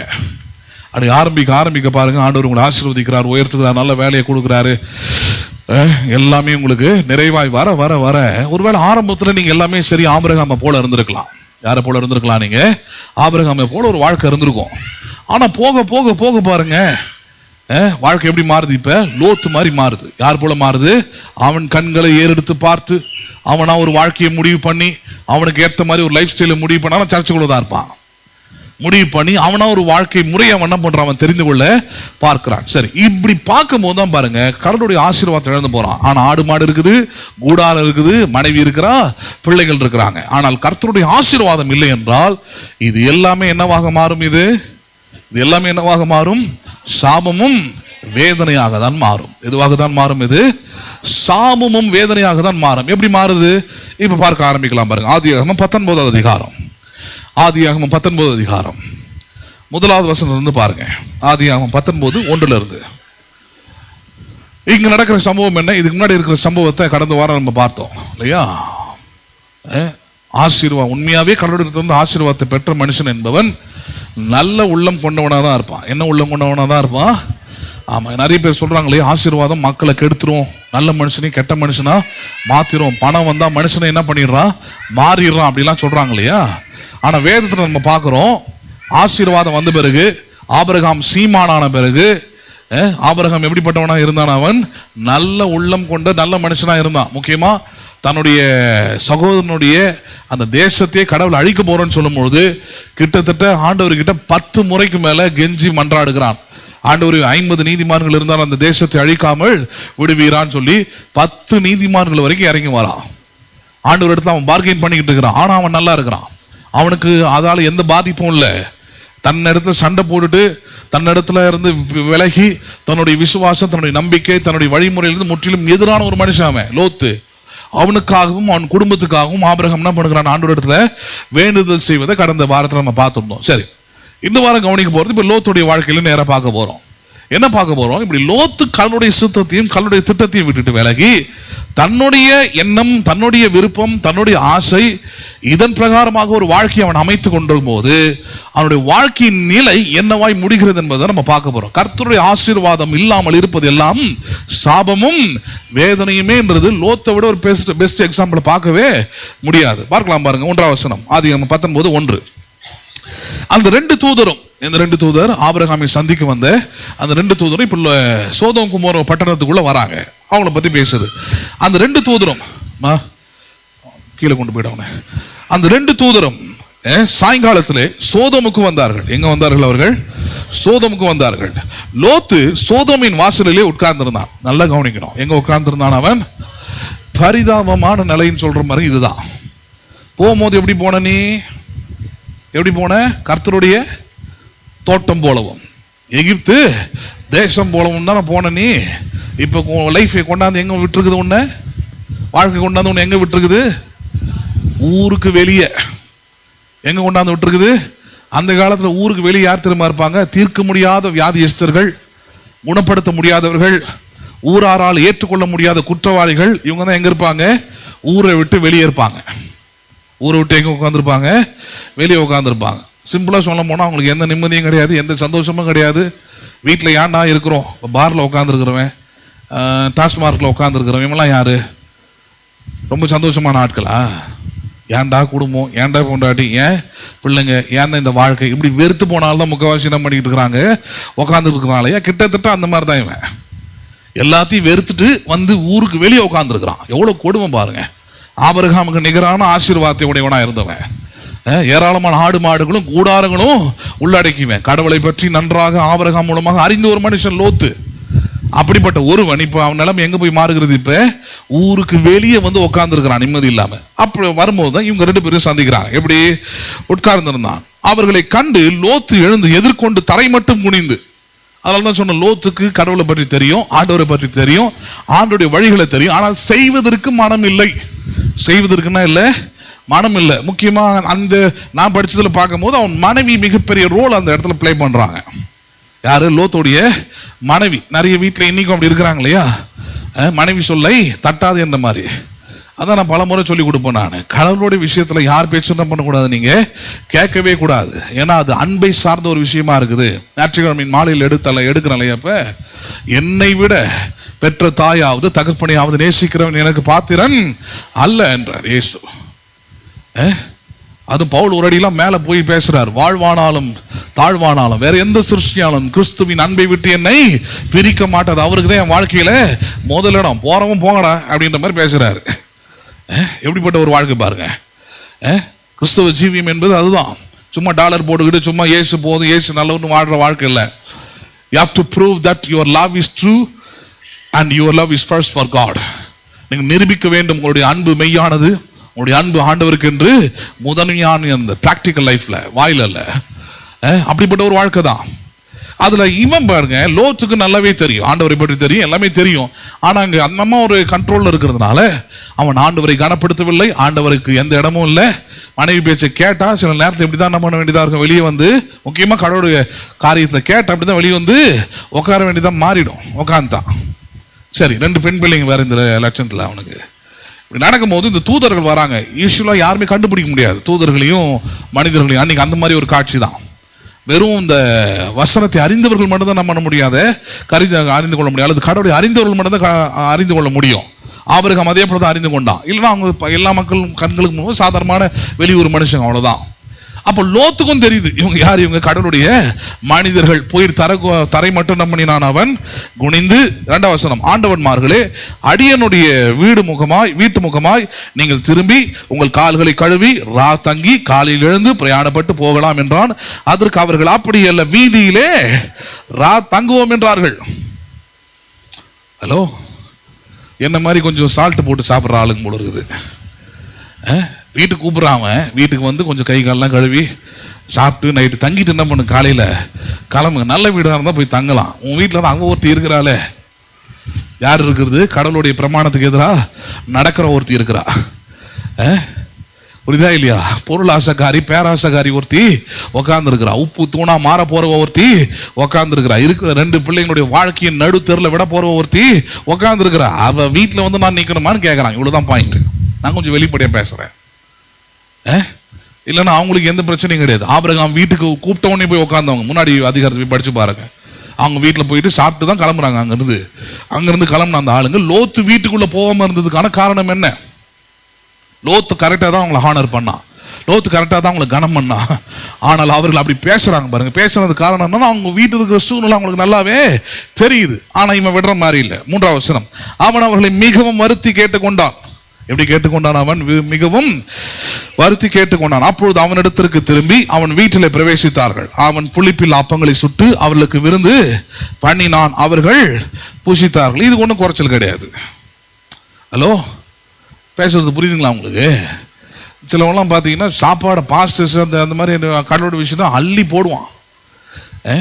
நான் கூட பார்த்தேன் அன்னைக்கு அசர பண்டிகை ஏதோ ஒரு பண்டிகைன்னு சொல்லிட்டு இந்த சிஎஸ்சியில் நடத்துகிறாங்க. அடாடாடா, அப்படியே பெரிய பெரிய ட்ரம்மு, அண்டா கிண்டா, சாதம் கீதம் வடிச்சு அது பாட்டு போய்கிட்டே இருக்குது. அப்படியே வரவன் போகிறவன் எல்லாமே இந்த ஊரில் பெரிய வீட்டால் திருமணம் நடந்தா, கல்யாணம் நடந்தா, இல்லை திருவிழா நடந்தா இப்படி சாப்பிட்டுக்கிட்டே இருக்கிறான். அது பெரிய விஷயமா எடுத்து போடுறாங்க. எங்கள் சபையில் ஆசனம் பண்டிகை இன்றைக்கு ஆச்சு பூச்சுன்ட்டு. அந்த மாதிரி இந்த சோறு விஷயத்தில், சாப்பாடு விஷயத்தில் சில ஆளுங்களை அடிச்சுக்கவே முடியாது பாருங்க. எவ்வளோ வேணாலும் பண்ணிடுவாங்க, போட்டுருவாங்க. அது அவங்களுக்கு பிரச்சனையே கிடையாது. நிறைய சர்ச்சஸில் பார்த்தீங்கன்னா அப்படிதான். எவ்வளோ கேக் வேணும் எடுத்துங்க, எவ்வளோ சாப்பாடு, எத்தனை பேருக்கு போகணும், பிரியாணி போடுங்க அப்படின்வாங்க. ஆனால் தனக்கு கடவுள் கொடுத்துருக்கிறதுல இருந்து கடவுள் என்ன பண்ணணும், சரியாக கனம் பண்ண வேண்டும்ன்றது என்ன பண்ணுறதுல அவங்க கவனமே வைக்கிறதில்ல. தனக்கு உண்டா இருக்கிறது எல்லாவற்றிலும் கடவுளுடைய ஆசீர்வாதம் இருக்குதா கவனிக்கிறதே இல்லை. நல்லா பேசுறது புரிஞ்சுக்கணும் பாருங்க. சபையை அன்னதான கூடமா மாத்திரக்கூடாது. சபை எப்படி மாத்திரக்கூடாது? அன்னதானம் போடுற இடம் இல்லை இது. இது அன்பின் விருந்து சாப்பிட்ற இடம். இது என்ன விருந்து? இது இப்போ சாப்பாடு இங்கே கூட போடுறோம், அதெல்லாம் என்ன விருந்து? அது அன்பின் விருந்து தான் இங்கே. புரியுதுங்களா இல்லையா உங்களுக்கு? அவ்வளோதான், அன்னதானம் கிடையாது. அப்போ அப்படி மாறிடுச்சு நீங்கள் நிறைய நேரத்தில் ஊழியங்கள் சபைகள் எல்லாமே. இவனும் கிட்டத்தட்ட அந்த மைண்ட் செட்டு தான். இவருக்கு பொறுத்த வரைக்கும் என்ன, வேற எதுலையும் இவர் கனம் பண்ண மாட்டார். சாப்பாடு மட்டும் கரெக்டாக என்ன பண்ணுவார், இவர் போட்டுருவார். ஏன்னா அவங்களுக்கு அது மட்டும் வயிறு மட்டும் தான் இருக்கிறதா நான் இவன் நினச்சிக்கிட்டு இருக்கிறான். போட்டு அடுத்த கட்டம் என்ன நடக்குதுன்னு கவனிங்க. 4ஆம் வசனம். அவர்கள் படுக்கும் முன்னே, அவர்கள் என்ன பண்ணும் முன்னே, படுக்கும் முன்னே சோதம் பட்டணத்து மனிதனாகிய வாலிபர் முதல் கிழவர் மட்டுமுள்ள ஜனங்கள் அனைவரும் நானா திசையிலிருந்தும் வந்து வீட்டை சூழ்ந்து கொண்டு லோத்தை கூப்பிட்டு, இந்த ராத்திரி உன்னிடத்தில் வந்த மனுஷர் எங்கே? லோத்துக்கு தெரிஞ்சது அவர்கள் யார்? தேவனுடைய மனிதர்கள். இப்போ லோத்துடைய ஊர்க்காரங்களுக்கு அவங்க எப்படி தெரியுது? வேறு மனுஷங்க, வேற ஊர்க்காரங்க, அவ்வளவுதான். இப்ப அந்த மனுஷர்கள் எங்கே? நாங்கள் அவர்களை அறியும்படிக்கு அவர்கள் எங்களிடத்தில் வெளியே கொண்டு வா என்றார்கள். எவ்வளவு கொடூரம் பாருங்க. அறியும்படிக்குன்னா அவங்க யாரு, என்ன ஏது, நாங்கள் என்ன பண்ணணும், தெரிஞ்சுக்கணும். ஆனால் லோத்துக்கு அந்த ஊருடைய பழக்கம் என்னன்னு தெரியும். இவங்க வெளியே ஒரு ஆளை பார்க்கறாங்கனாலே அந்த ஊர் எப்படின்னா பாவத்துல உச்சகட்டத்தில் இருக்குது. அது இன்னைக்கு தான் நம்ம பாவம் பெருகிருச்சுன்னு பேசிக்கிட்டு இருக்கிறோம். லோத்தோடைய காலத்தில், ஆபிரகாம் காலத்தில் பாவம் எந்த அளவுக்கு உச்சகட்டத்தில் இருந்ததுன்னா ஆணோடு ஆணும் பெண்ணோடு பெண்ணும் புணருகிற ஒரு காலம். அது உச்சகட்டத்தில் இருக்குது. வயசு வரம்பு எதுவுமே கிடையாதாங்க. அப்ப இவங்களுக்குலாம் எப்படின்னா வெளியூர்ல இருந்து ஒரு ஆள் வரான் அப்படின்னா அவங்கள பொறுத்த வரைக்கும் ஒரு புது சாப்பாடு மாதிரி, புது நம்ம லாங்குவேஜ், லோக்கல் லாங்குவேஜ் ஐட்டம் மாதிரி அவங்களுக்கு. வெளியிருந்து ஒரு 2 பேர் வந்திருக்கிறான், தூக்க அவனை அப்படின்ற மாதிரி கேட்குறாங்க. லோத்துக்கு இது தெரியும், இதுக்கு தான் கூப்பிடுறாங்க, இந்த மாதிரி ஒரு பாவத்தை செய்வதற்காக தான் கூப்பிடுறாங்கன்னு தெரிஞ்சுக்கிட்டு லோத்து எப்படி பேசுறான் பாருங்க, என்ன லெவலில் போய் மாட்டியிருக்கிறான் பாருங்க. 6ஆம் வசனம். அப்பொழுது லோத்து வாசலுக்கு வெளியே வந்து தனக்கு பின்னாலே கதவை பூட்டி அவர்களிடத்தில் போய், சகோதரரே, யாரு இப்ப இவங்க? ஓரின சேர்க்கைக்காரன், அக்கிரமமா பாவம் செய்யறவங்களாம் யாரு இப்ப இவருக்கு? வேற வழி கிடையாது. கடவுளுடைய திட்டத்துக்கு எதிராக போனீங்கன்னா இந்த மாதிரி கன்றாவியெல்லாம் யாரும் தான் கூப்பிட்டாகணும், நீ சகோதரன் தான் கூப்பிட்டாகணும். கூப்பிடுறான் அவன், சகோதரரே. அவன் பேசுற வார்த்தையை பாருங்க, இந்த அக்கிரமம் செய்ய வேண்டாம். எந்த ஊர்ல போய் எதிராக பேசிக்கிட்டு இருக்கிற? எந்த ஊர்ல வந்து எதை பேசிக்கிட்டு இருக்கிறேனே? அவனுங்களுக்கு அக்கிரமம் தான் நீதியே. அக்கிரமம் செய்வதுதான் என்னது? நீதியே. அது செய்யலைன்னா அவங்களால தூக்கமே வராது. அப்படிப்பட்ட ஊர்ல போய் பேசுறான், அக்கிரமம் என்ன பண்ணாதீங்க, செய்யாதீங்க. இதோ புருஷரை அறியாத 2 குமாரத்திகள் எங்க கொண்டாந்து விடுறான் பாருங்க. யாரை அறியாத குமாரத்திகள்? இது வரைக்கும் புருஷனை அறியாதுன்னா அந்த ஊர்ல பெரிய விஷயம். அது அந்த ஊர்ல பெரிய விஷயம்.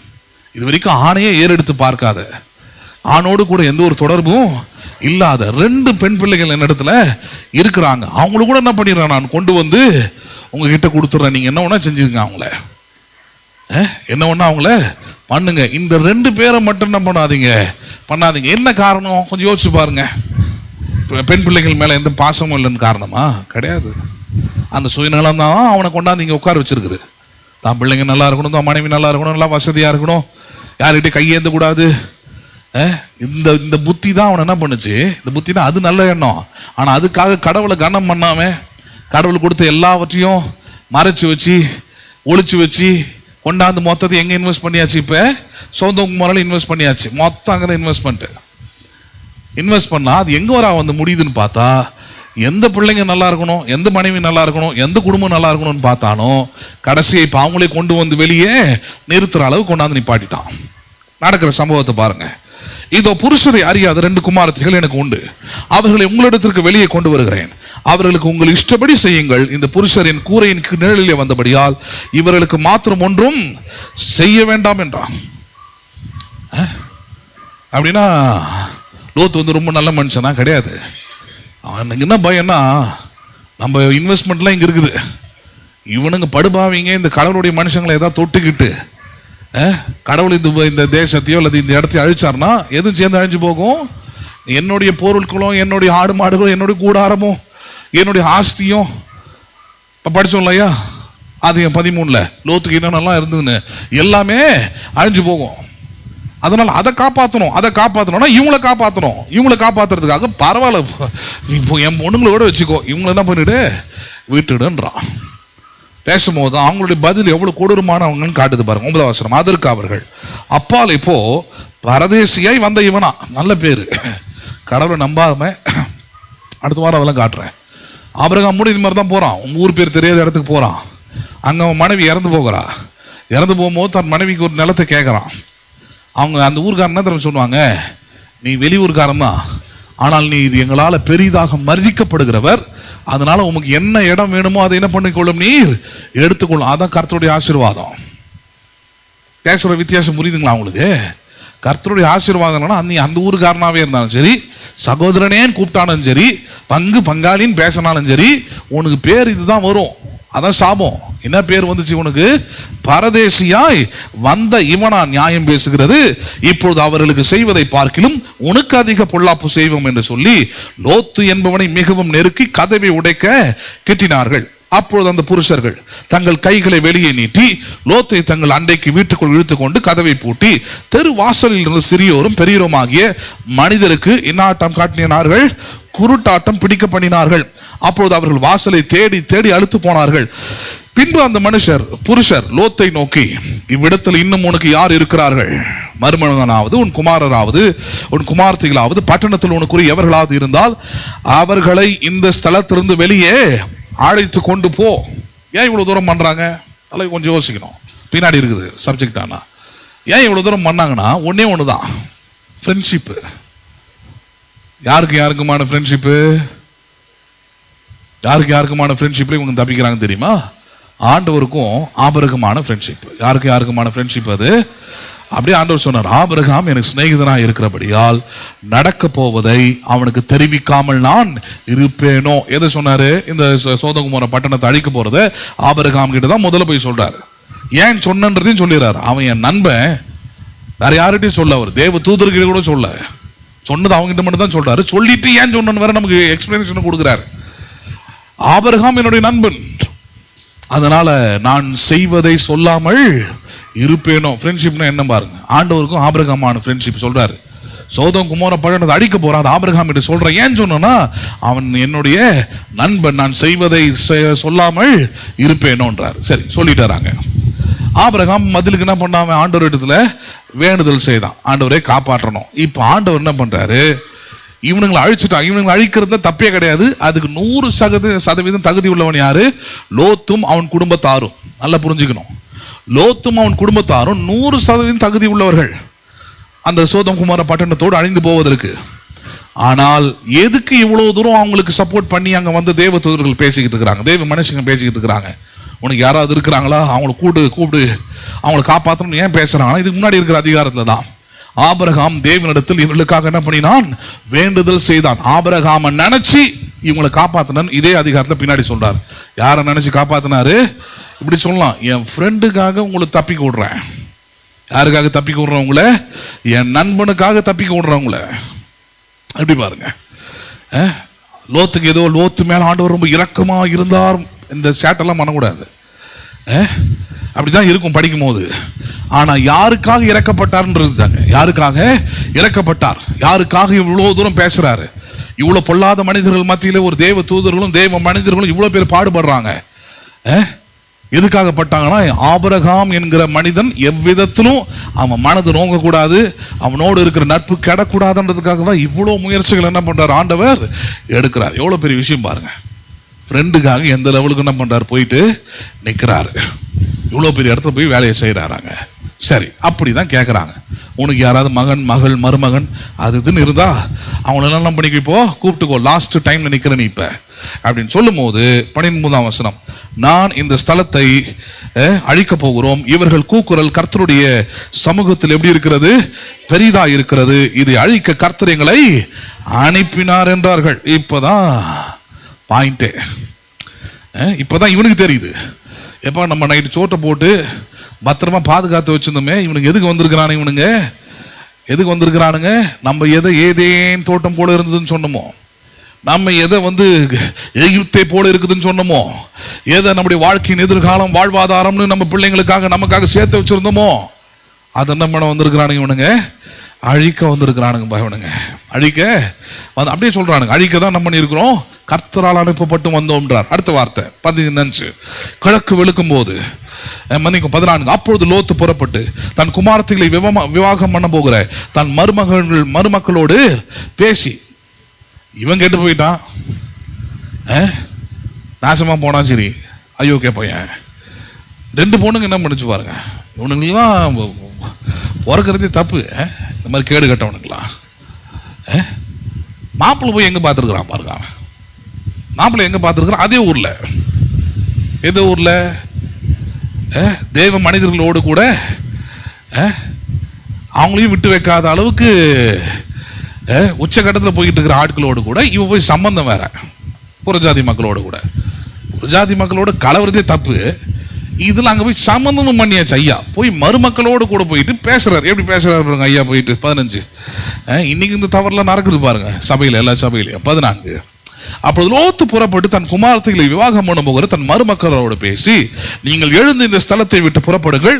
கர்த்தர் யாருன்னே தெரியுது அந்த பயலுங்களுக்கு. அவனுக்கிட்ட போய் சொல்றான், கர்த்தர் இந்த பட்டணத்தை அழிக்க போகிறார் என்றான். அவனுடைய மருமக்கள் மாரின் பார்வைக்கு யாரை தெரிந்தார்கள்? இதுதான் பிரச்சனையே. விசுவாசம் இல்லாத, நம்பிக்கை இல்லாத ஒரு ஆளு வாழ்க்கை துணையாக நம்ம தெரிந்து கொள்றோம்னா அவங்க முதல்ல செய்யக்கூடிய செயல் நம்முடைய ஆண்டவரை குறித்து அல்லது நம்முடைய பக்தியை குறித்து நம்முடைய விசுவாசத்தை என்ன பண்ணுவது? அவர்கள் அசட்டை பண்ணுவது, அலட்சியம் செய்வது. நல்லா புரிஞ்சுக்கிடுங்க. அதான் சொன்னேன், ஆண்டவர் காரி துப்பியே வாங்கினவர். அவருக்கு ஒன்றும் ஆக போறது இல்லை. அவருக்கு ஒன்றும் பிரச்சனை கிடையாது. 100 வாட்டி துப்பினீங்கன்னா கூட தொடச்சிட்டு அவர் வேலையை பார்ப்பாரு. பிதாவே இவர்களை மன்னிம்னு போயிட்டே இருக்கிற ஆளு. ஆனா உங்களுடைய அழைப்பு என்னன்னு பாருங்க, உங்களுடைய தெரிந்து கொள்ளுதல் என்னன்னு பாருங்க. உங்களை எதற்காக கடவுள் ரட்சித்து சபையில கொண்டு வந்து வச்சிருந்தான்னு கொஞ்சம் யோசிச்சு பாருங்க. உங்களுக்கு எது தம்முடைய ஆசீர்வாதத்தை கொடுத்து தலைமுறையாய் உங்கள் சந்ததிகளை குறித்து தேவன் திட்டம் வச்சிருக்கிறார் கொஞ்சம் யோசிச்சு பாருங்க. இது மாதிரி போய் அழிகிறதுக்கா? இல்லையே. எவ்வளவு தப்புக்கு மேல தப்பு பண்ணிக்கிட்டே இருக்கிறான் பாருங்க அவன். அடுத்தது அவன் பார்த்த மிகப்பெரிய தவறு, தன் பெண் பிள்ளைகளுக்கு அதே ஊர்ல இருக்கிற ஒரு புறஜாதி மனுஷனை பட்டி டிங்கரிங் பார்த்து, ஹலோ பட்டி டிங்கரிங்னா தெரியுமா உங்களுக்கு? தெரியுமா தெரியாதா உங்களுக்கு? இந்த சபையில் கூட ஃபர்ஸ்ட் ஒரு கல்யாணம் இருந்தது. அப்படிதான் இந்த பட்டி டிங்கரிங் கல்யாணம். அது நான் பண்ண நல்ல வேலை. அது எங்கள் அப்பாவும் பண்ணல. வெளியே பண்ணி அனுப்பிச்சிருந்தாங்க. நம்ம அதுக்கு நம்பர் பிளேட் மட்டும் மாட்டி அமிச்சோம். அது நிற்கலை. ஹலோ, பேசுறது புரியுதுங்களா அவங்களுக்கு? பட்டி டிங்கரிங்கிறதுனே அவங்களுக்குள்ள வேற ஏதோ நம்பிக்கை ஏதோ ஒன்று இருக்கும். அவங்களுக்கு கொண்டாந்து ஞானசானம் கொடுத்து, புரியுதுங்களா இல்லையா அவங்களுக்கு? அவங்களுக்கு ஒரு கிறிஸ்துவ பேரை வச்சு அவங்களுக்கு எல்லாத்தையும் பண்ணி ஒரு 5 வருஷம் வாழ்ந்தாங்க பாருங்க. இதே இடத்துல தான் நடந்தது. இதே இடத்துல தான் பொண்ணு வந்து உட்காந்தா. நான் அப்படி பின்னாடி சோஃபாவில் உட்காந்து வந்தேன். நானும் அந்த கல்யாணம் பண்ண அந்த மனுஷனும். அவர் இந்த சபையில் இருந்தவர் தான், நல்ல மனுஷன். அப்போ நல்ல விசுவாசம் நல்லா இருந்தவர் தான். ஆனால் காதலுக்கு அடிமையானவர். 8 வருஷம் காதல். அதனால கண்டிப்பாக கல்யாணம் பண்ணி தான் ஆகணும். அவங்க அப்பா எவ்வளோ சொன்னார். அவங்க அப்பாவும் நல்ல விசுவாசம் இந்த சபையில். எப்பா வேணாண்டா விட்டுரு. அது ரெடியாக இருந்தது. அதை தான் பெரிய காரியம். வேணாம் எனக்கு, உங்கள் அப்பா சொல்கிறாருன்னா கல்யாணம் பண்ணிக்காமல் விட்டுருந்துச்சு. விட்டுற வேண்டியது தானே. நான் பேசியும் கேட்கல, யார் சொல்லியும் கேட்கல. சொன்ன சொல்லை காப்பாற்றுவான் அப்படின்னு சொல்லிட்டு கல்யாணம் பண்ணி கடைசி 5 வருஷம் கழிச்சு அவனை செய்யக்கூடாது எல்லா தப்பையும் செய்ய வச்சு கடைசி அவருடைய வாழ்க்கை, அந்த எதிர்காலம், அந்த குடும்பத்தை எல்லாத்தையும் நாசம் பண்ணியாச்சு. ஒரே ஒரு பொண்ணு, புத்தி இல்லாத ஸ்திரீ, தன் கைகளாலே அந்த வீட்டை என்ன பண்ணுகிறாள்? அவள் எடுத்து போடுகிறாள்ன்றதுக்கு அந்த பொண்ணு தான் மிகப்பெரிய ஆதாரம். பேசுறது புரியுதுங்களா உங்களுக்கு? நம்ம நிறைய நேரத்தில் இந்த லோத்து மாதிரி அந்த டைம்ல பட்டிட்டிங்கிறீங்க பண்ணி சூப்பர் கர்த்தரால் வந்ததுன்றோம், கர்த்தருடைய தேசம்ன்றோம். வெயிட் பண்ணு கொஞ்சம், சாயம் வெளுக்கும் போது தெரியும். அப்ப அழுது ஒப்பாரி வச்சு குதிச்சு உருண்டு பிறண்டு ஒரு பிரயோஜனமும் கிடையாது. நம்ம இது ஏதோ கதை நினைச்சுக்கிட்டு இருக்கிறோம். ரியல் லைஃப்ல நடந்துகிட்டே இருக்குது, பார்த்துக்கிட்டே இருக்கிறேன். நிறைய பேருடைய வாழ்க்கையில் அது நடக்குது, நிறைய பேருடைய முடிவில் அதை பார்க்குறேன். நீங்க தான் ஜாக்கிரதையா இருக்கணும். யார் தான் ஜாக்கிரதையா இருக்கணும்? எதுவுமே இல்லை பாருங்க. இவன் போய் சொல்றான், கர்த்தர் இந்த தேசத்தை அழிக்க போறாராப்பா, கொஞ்சம் வாப்பான்னா கொஞ்சமாக பண்ணல, காது கொடுத்து கேட்கலாம்ல. அவன் என்ன செஞ்சானுங்க பாருங்க. அவனுங்களை நம்பி இவன் பெண்ணை வர வச்சிருந்தான். என்ன செஞ்சானுங்க பாருங்க. அவனுங்க பரியாசமாக கண்டது. 15 கிழக்கு வெளுக்கும் போது அந்த தூதர் லோத்தை நோக்கி, பட்டணத்திற்கு வாரும், தண்டனையில் நீ அழியாதபடி எழுந்து உன் மனைவியும் இங்கே இருக்கிற உன் 2 குமாரத்தையும் அழைத்து கொண்டு போ என்று சொல்லி அவனை என்ன பண்ண ஆரம்பிச்சாங்க? துருதிப்படுத்தினார்கள். அவன் தாமதித்து கொண்டே இருக்கும்போது, ஹலோ என்ன பண்ணி கொண்டே இருக்கும்போது, ஏற்கனவே கடவுளை தேடுறதுக்கு தாமதம், கடவுளுடைய வழியில் நடக்கிறதுல தாமதம். இப்போ போனா போது அழிக்கும் போதாவது காப்பாற்றலான்னு பார்த்தா அப்பயும் என்ன பண்ணுது இவருக்கு? லேட்டு. நம்ம லாங்குவேஜில் சொல்லுவோம் அதான் லேட்டு. எல்லாத்துலையும் என்னது இவர்? லேட்டு. எல்லாத்துலேயும் லேட்டு. எல்லாம் இப்போ அழிக்க போகிறோம், இதுலேயும் லேட்டு. என்ன நடக்குது? லேட் ஆனதுனால அங்கே ஒரு வார்த்தை பயன்படுத்தப்படுகிறது பாருங்க. என்னது? கர்த்தர் அவன் மேல் வைத்த இரக்கத்தினாலே. கர்த்தர் யார் மேல் வைத்த? நம்ம இப்படி இந்த வசனத்தோட படிச்சோம்னா பாவம் கர்த்தர் வந்து பாத்தியா லோத்தின் மேல கூட நம்ம இரக்கத்தை அந்த மாதிரிலாம் வைக்கல. ஏன்னா கர்த்தருக்கும் அவனுக்கு சம்மந்தமே கிடையாது. அந்த ஃபெலோக்கும் அவன் கர்த்தரை விட்டு பிரிஞ்சுட்டு தான் அங்கே கிடக்குறான். கர்த்தரோட பேர் மேல அவனுக்கு கொஞ்சம் நம்பிக்கை இருக்குது, வேற வழி இல்லை. ஏன்னா பொண்டாட்டி பிள்ளைங்க ஊரு கீரு எல்லாம் இப்போ எதிராக மாறிடுச்சு.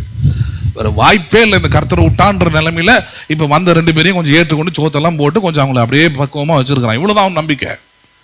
ஆனா ஆபிரகாம் அளவுக்கான விசுவாசம் அவனுக்கு ஒண்ணும் கிடையாது.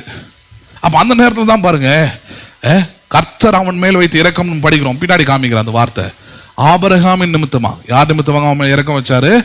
அதான் நான் சொன்னேன். நான் என் ஃப்ரெண்டோட முகத்துக்காக ஒன்று என்ன பண்றேன், நான் விட்டுட்டு போறேன்றோம் அப்படின்னா அவன் மேல இறக்கம் கிடையாது. அவனுக்காக இவன் மேல என்ன பண்றேன், நான் இறக்கத்தை வைக்கிறேன் நான். அதுதான் பாயிண்ட். அடுத்தது பாருங்க, இரக்கத்தினாலே அந்த புருஷர் அவன் கையும் அவன் மனைவியின் கையும் அவன் 2 குமாரத்திகளின் கையும் பிடித்து அவனை பட்டணத்திற்கு வெளியே கொண்டு போய் விட்டார்கள். கிளம்புறதுக்கு ரெடியா இல்லை. ஏன்னா ஆடு மாடு சொத்து சுகம் வீடு வீடு ஆஸ்தி எதிர்காலம் ஃபியூச்சர் எல்லாமே அங்கதான். சொல்றாரு வேண்டாம், இதுக்கப்புறமா அது கடவுள் என்ன பண்ணு நம்பு. கடவுளுக்கு பாருங்க தொடக்கம் என்பது அவருக்கு எந்த வயசுலயும் அல்லது எந்த ஒரு காரியமும் தடையே இல்லை. நீ மனம் திரும்பினா போதும். என்ன திரும்பினா போதும்? நீ இனிமேலாவது எனக்கு கடவுள் வேணும், அவர் தான் முக்கியம் எனக்கு. இது வரைக்கும் தான் அவரை தேடாம போயிட்டேன், அவர் வழியில் நடக்காம போயிட்டேன், இதுக்கப்புறமா அது வேணும்னு அந்த மனம் திரும்புதல் இருக்குது பாருங்க. அது கிடையவே கிடையாது அவனுக்குள்ள. எந்த லெவலுக்கு இருக்கிறான்னா கையை பிடிச்சி கொண்டு வந்து பட்டணத்துக்கு வெளியே கொண்டாந்து விடுறான். வேண்டாண்டா அழுகி போதுறான்ட்டு. அடுத்த வார்த்தை கவனிங்க, 17ஆம் வசனம். இதுதான் அங்க பாயிண்டாங்க. என்னது? அவர்களை வெளியே கொண்டு போய் விட்ட பின்பு அவர் உன் ஜீவன் தப்ப ஓடிப்போ. என்ன பண்ண தப்ப ஓடிப்போ? இப்போ கடவுளுடைய இறக்கம் உனக்கு எதை கொடுத்துருக்குதுன்னா ஆஸ்தியே இல்லை, ஐஸ்வர்யத்தை இல்லை. எதை கொடுத்துருக்குது உனக்கு? உயிரை மட்டும் கொடுத்துருக்குது. எதை மட்டும் கொடுத்துருக்குது? உயிரை மட்டும் கொடுத்துருக்குது. இதை வச்சுக்கிட்டு இதுக்கப்புறமா அவரை நம்பி என்ன பண்ணு பிழைக்கலாம். அது போதும். ஜீவன் இருக்குதுன்னா இதுக்கப்புறமா பிழைக்கலாம். கிளம்பு அப்படின்றார். கிளம்புன்னு சொல்லும் போது அடுத்த ஒரு வார்த்தை பயன்படுத்துறாரு. என்ன வார்த்தை அங்க கவனிக்கணும். அதுதான் பாயிண்ட். அங்க பின்னிட்டு பாராது. என்ன பாராது? இது நிறைய நேரத்தில் நமக்கு தெரியறதே இல்லை. பின்னிட்டு பாராதுன்னு எதை சொன்னாரு? நம்ம நிறைய நேரத்தில் இது பழைய வாழ்க்கை அப்படி இப்படின்னு அதுக்கு வியாக்கியானம் கொடுப்பாங்க. இந்த இடத்துல ரியலிஸ்டிக்கா வருவோம். இங்க நடக்கிற சம்பவத்தோடு அதை ஒட்டி பார்க்கணும்னா பின்னிட்டு பாராதுன்னு அவர் எதை சொல்றாரு? எதெல்லாம் இது வரைக்கும் உன்னுடைய ஆஸ்தி, உன்னுடைய ஆடு மாடு, உன்னுடைய கூடாரம், உன்னுடைய ஊரு, உன்னுடைய எதிர்காலம், என் பிள்ளைங்களுடைய வாழ்க்கை அப்படி நினைச்சுக்கிட்டு இருந்தியோ அது இனி யாருடையது கிடையாது, உன்னுடையது அல்ல. யாருடையது அல்லது? ஏன்னா அதுல எதுலுமே என்ன கிடையாது, கர்த்தருடைய ஆசீர்வாதம் இல்லை. அதனால இனிமேல் அது உனக்கு இல்லை. இவ்வளவுதான் பாயிண்ட். கர்த்தருடைய ஆசீர்வாதம் அதனால இல்லை. அது சாபமாக போது, எரிஞ்சு தீக்கரை ஆக போது. ஹலோ, பேசுறது புரியுதுங்களா உங்களுக்கு? இனி ஒருபோதும் உனக்கு அது உதவ போறது இல்லை. ஏன்னா அது கர்த்தருடைய ஆசீர்வாதம் அங்கே இல்லை. அதனால இனி உனக்கு வேதனை தான். அதனால ஓடி போயிடு.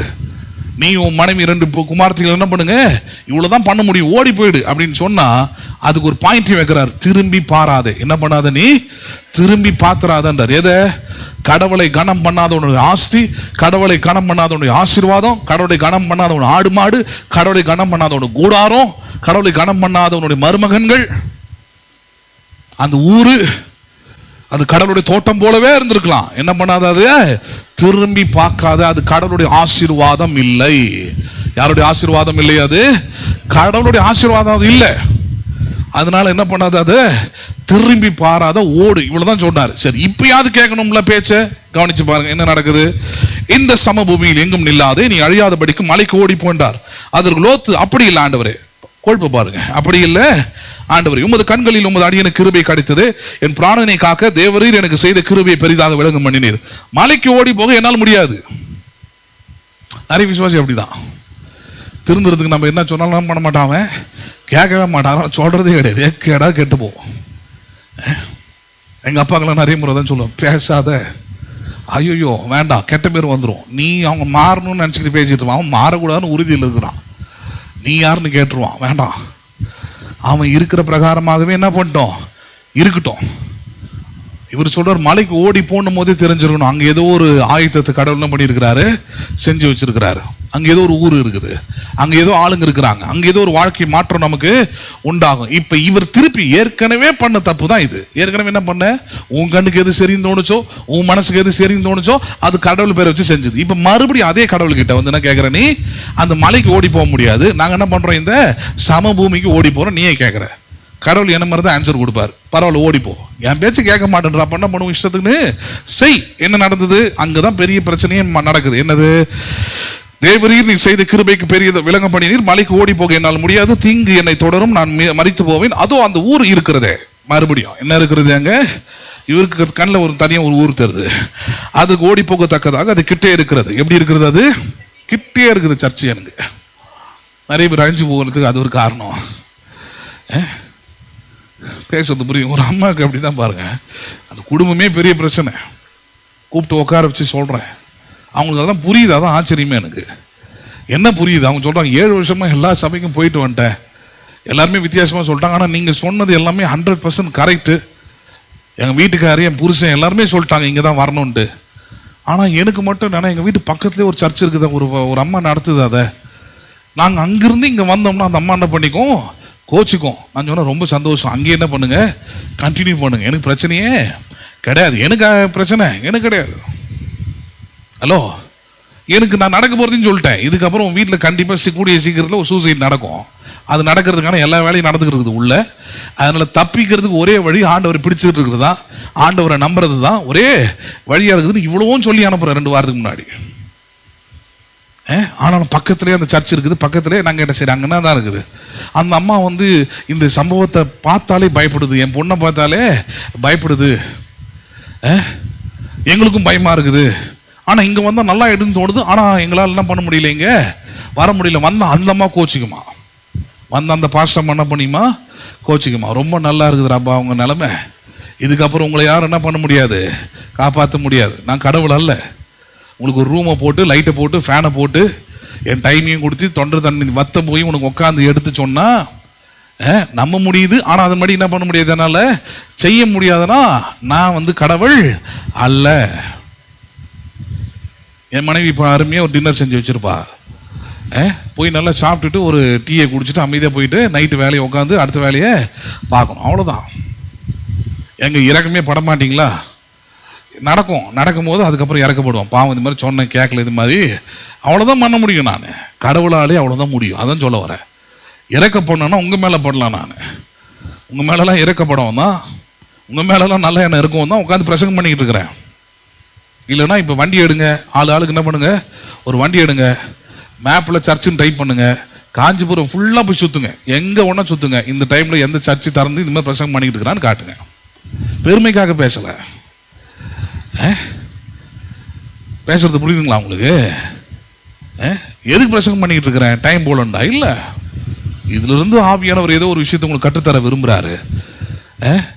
பிசாசுக்கு எவ்விதத்தில் என்ன பண்ணாது, இடம் கூடாது இருங்கள், அவன் எவனை விழுங்கலாமோ என்று கர்ஜிக்கிற சிங்கம் போல வகை தேடி எந்த வகையிலும் சிக்கிடாதீங்கன்றதுக்காக தான் இந்த வகையும் பேசுறேன் உங்களுக்கு. நான் இல்லைன்னா இந்த வகையை பற்றி கேட்கலன்னா தெரியலன்னா மாட்டிப்பீங்க, சிக்கிடுவீங்க. இப்போ மோகனம்மா போன வாரம் வந்தாங்க, நான் எதிர்பார்க்கல, நான் இனிமேல் இது பக்கமே வரமாட்டேன் அப்படின்ட்டு சவால் விட்டு தான் அந்த அம்மா போயிருந்தது, என்கிட்ட இல்லை வெளியே. அப்படிதான் போனாங்க அவங்க. போனவன் திடீர்னு அந்த அம்மா உட்காந்தாங்க, ஃபுல்லாக உட்காந்து நல்ல பிரசங்கத்தை கேட்டுச்சு. கேட்ட பிறகு போகும்போது கேட்டேன்னா, மோகனம்மா எப்படி இருக்கிறீங்க, எல்லாம் ஒடிஞ்சு போய் ஓஞ்சு போய் நாசமாக போயிட்டோன்னு அந்த அம்மா. எத்தனை மாடி தான் உங்களுக்குலாம் நான் சொல்கிறது, அப்பப்போ வெளியே போய் டெஸ்ட் பண்ணிட்டு வரீங்களே, நான் என்ன பண்ணுறது உங்களை, நான் அப்பப்போ என்ன பண்ணுறது, இந்த காகம் மாதிரி நோவா காலத்து காகம் மாதிரி அப்பப்போ என்ன பண்ணுறது, வெளியே போயிட்டு டெஸ்டிங்லேயே இருந்தால் எப்போ நீங்கள் உருப்படுறது, எப்போ வளருது, எப்போ நீங்கள் ஆண்டவருக்கு பிரோஜனமாக இருக்கிறது, எப்போ நீங்கள் மற்றவங்களுக்கு ஆசீர்வாதமாக மாறுறது எப்போ, நான் கேட்குறேன். யோசிக்கணும் பாருங்க. அதெல்லாம் நமக்கு அதுக்கு தான் ஆண்டவர் இருதயத்தை கொடுக்குறாரு, மனதை கொடுக்குறாரு, நேரத்தை கொடுக்குறாரு, தியானிக்கும்படியான எண்ணத்தை கொடுக்குறாரு. யோசிக்கணும், எங்கே இருக்கிறேன், எதுக்காக ஆண்டவர் அழைச்சிருக்கிறாரு, எதுக்காக இந்த ஆசீர்வாதங்களை தந்திருக்கிறாரு, எனக்கு உண்டாயிருக்கிற எல்லாவற்றின் மீதும் கடவுளுடைய ஆசீர்வாதம் இருக்குதா இல்லையா? பேசுறது புரியுதுங்களா உங்களுக்கு? நடக்கிற சம்பவத்தை பாருங்க. என்ன நடந்தது, அதோ ஒரு ஊர் இருக்கிறது, நான் அதற்கு ஓடி போய் தக்கதாக, அது கிட்டே இருக்கிறது, சின்ன தூரமாயும் இருக்கிறது, என் பிராணன் பிழைக்க நான் அங்கே ஓடி போகட்டும், அது சின்ன ஊர் தானே என்றான். ரெக்கமெண்டேஷன், என்ன ஊர் தானே என்றானவன். 21, அதற்கு அவர், நீ கேட்டுக்கொண்ட ஊரை நான் கவிழ்த்து போடாதபடிக்கு இந்த விஷயத்தில் உனக்கு அனுக்கிரகம் பண்ணினேன், போய் தொலை அப்படின்னு விடுறாரு. சரி. 22, தீவிரமாய் அங்கே ஓடி தப்பித்துக்கொள், நீ அங்கே போய் சேரும் மட்டும் நான் ஒன்றும் செய்யக்கூடாது என்றான். ஆகையால் அந்த ஊர் சோவார் என்று படுது. 23, லோத்து சோவாருக்குள் வரும்போது பூமியின் மேல் சூரியன் உதித்தது. அப்பொழுது கர்த்தர் சோதமின் மேலும் குமராவின் மேலும் கர்த்தராலே வானத்திலிருந்து கந்தகத்தையும் அக்கினியும் வருஷிக்க பண்ணி அந்த பட்டணங்களையும் அந்த சமபூமி அனைத்தையும் அந்த பட்டணங்களின் எல்லா குடிகளையும், நல்ல கவனிக்கணும், பட்டணம் சமபூமி பட்டணங்களின் எல்லா குடிகளையும் பூமியின் பயிரையும் என்ன பண்ணி போட்டார், அவர் அழித்து போட்டார். ஹலோ, அதாவது மறுபடியும் அதை ரீயூஸே பண்ண முடியாது, மறுபடியும் என்ன பண்ண முடியாது. அந்த இடத்த போய் இன்னைக்கும் இருக்குது பாருங்க, அந்த ஊர் இன்னைக்கு அந்த சோதகுமாரம் இருக்குது, யூடியூப்லாம் போட்டு பாருங்க. அதில் உங்களை ஆசீர்வதிச்சு உயர்த்தும் போது கொஞ்சம் ஃப்ளைட்டை பிடிச்சி போயிட்டு நேராக போய் பார்த்துட்டு வாங்க.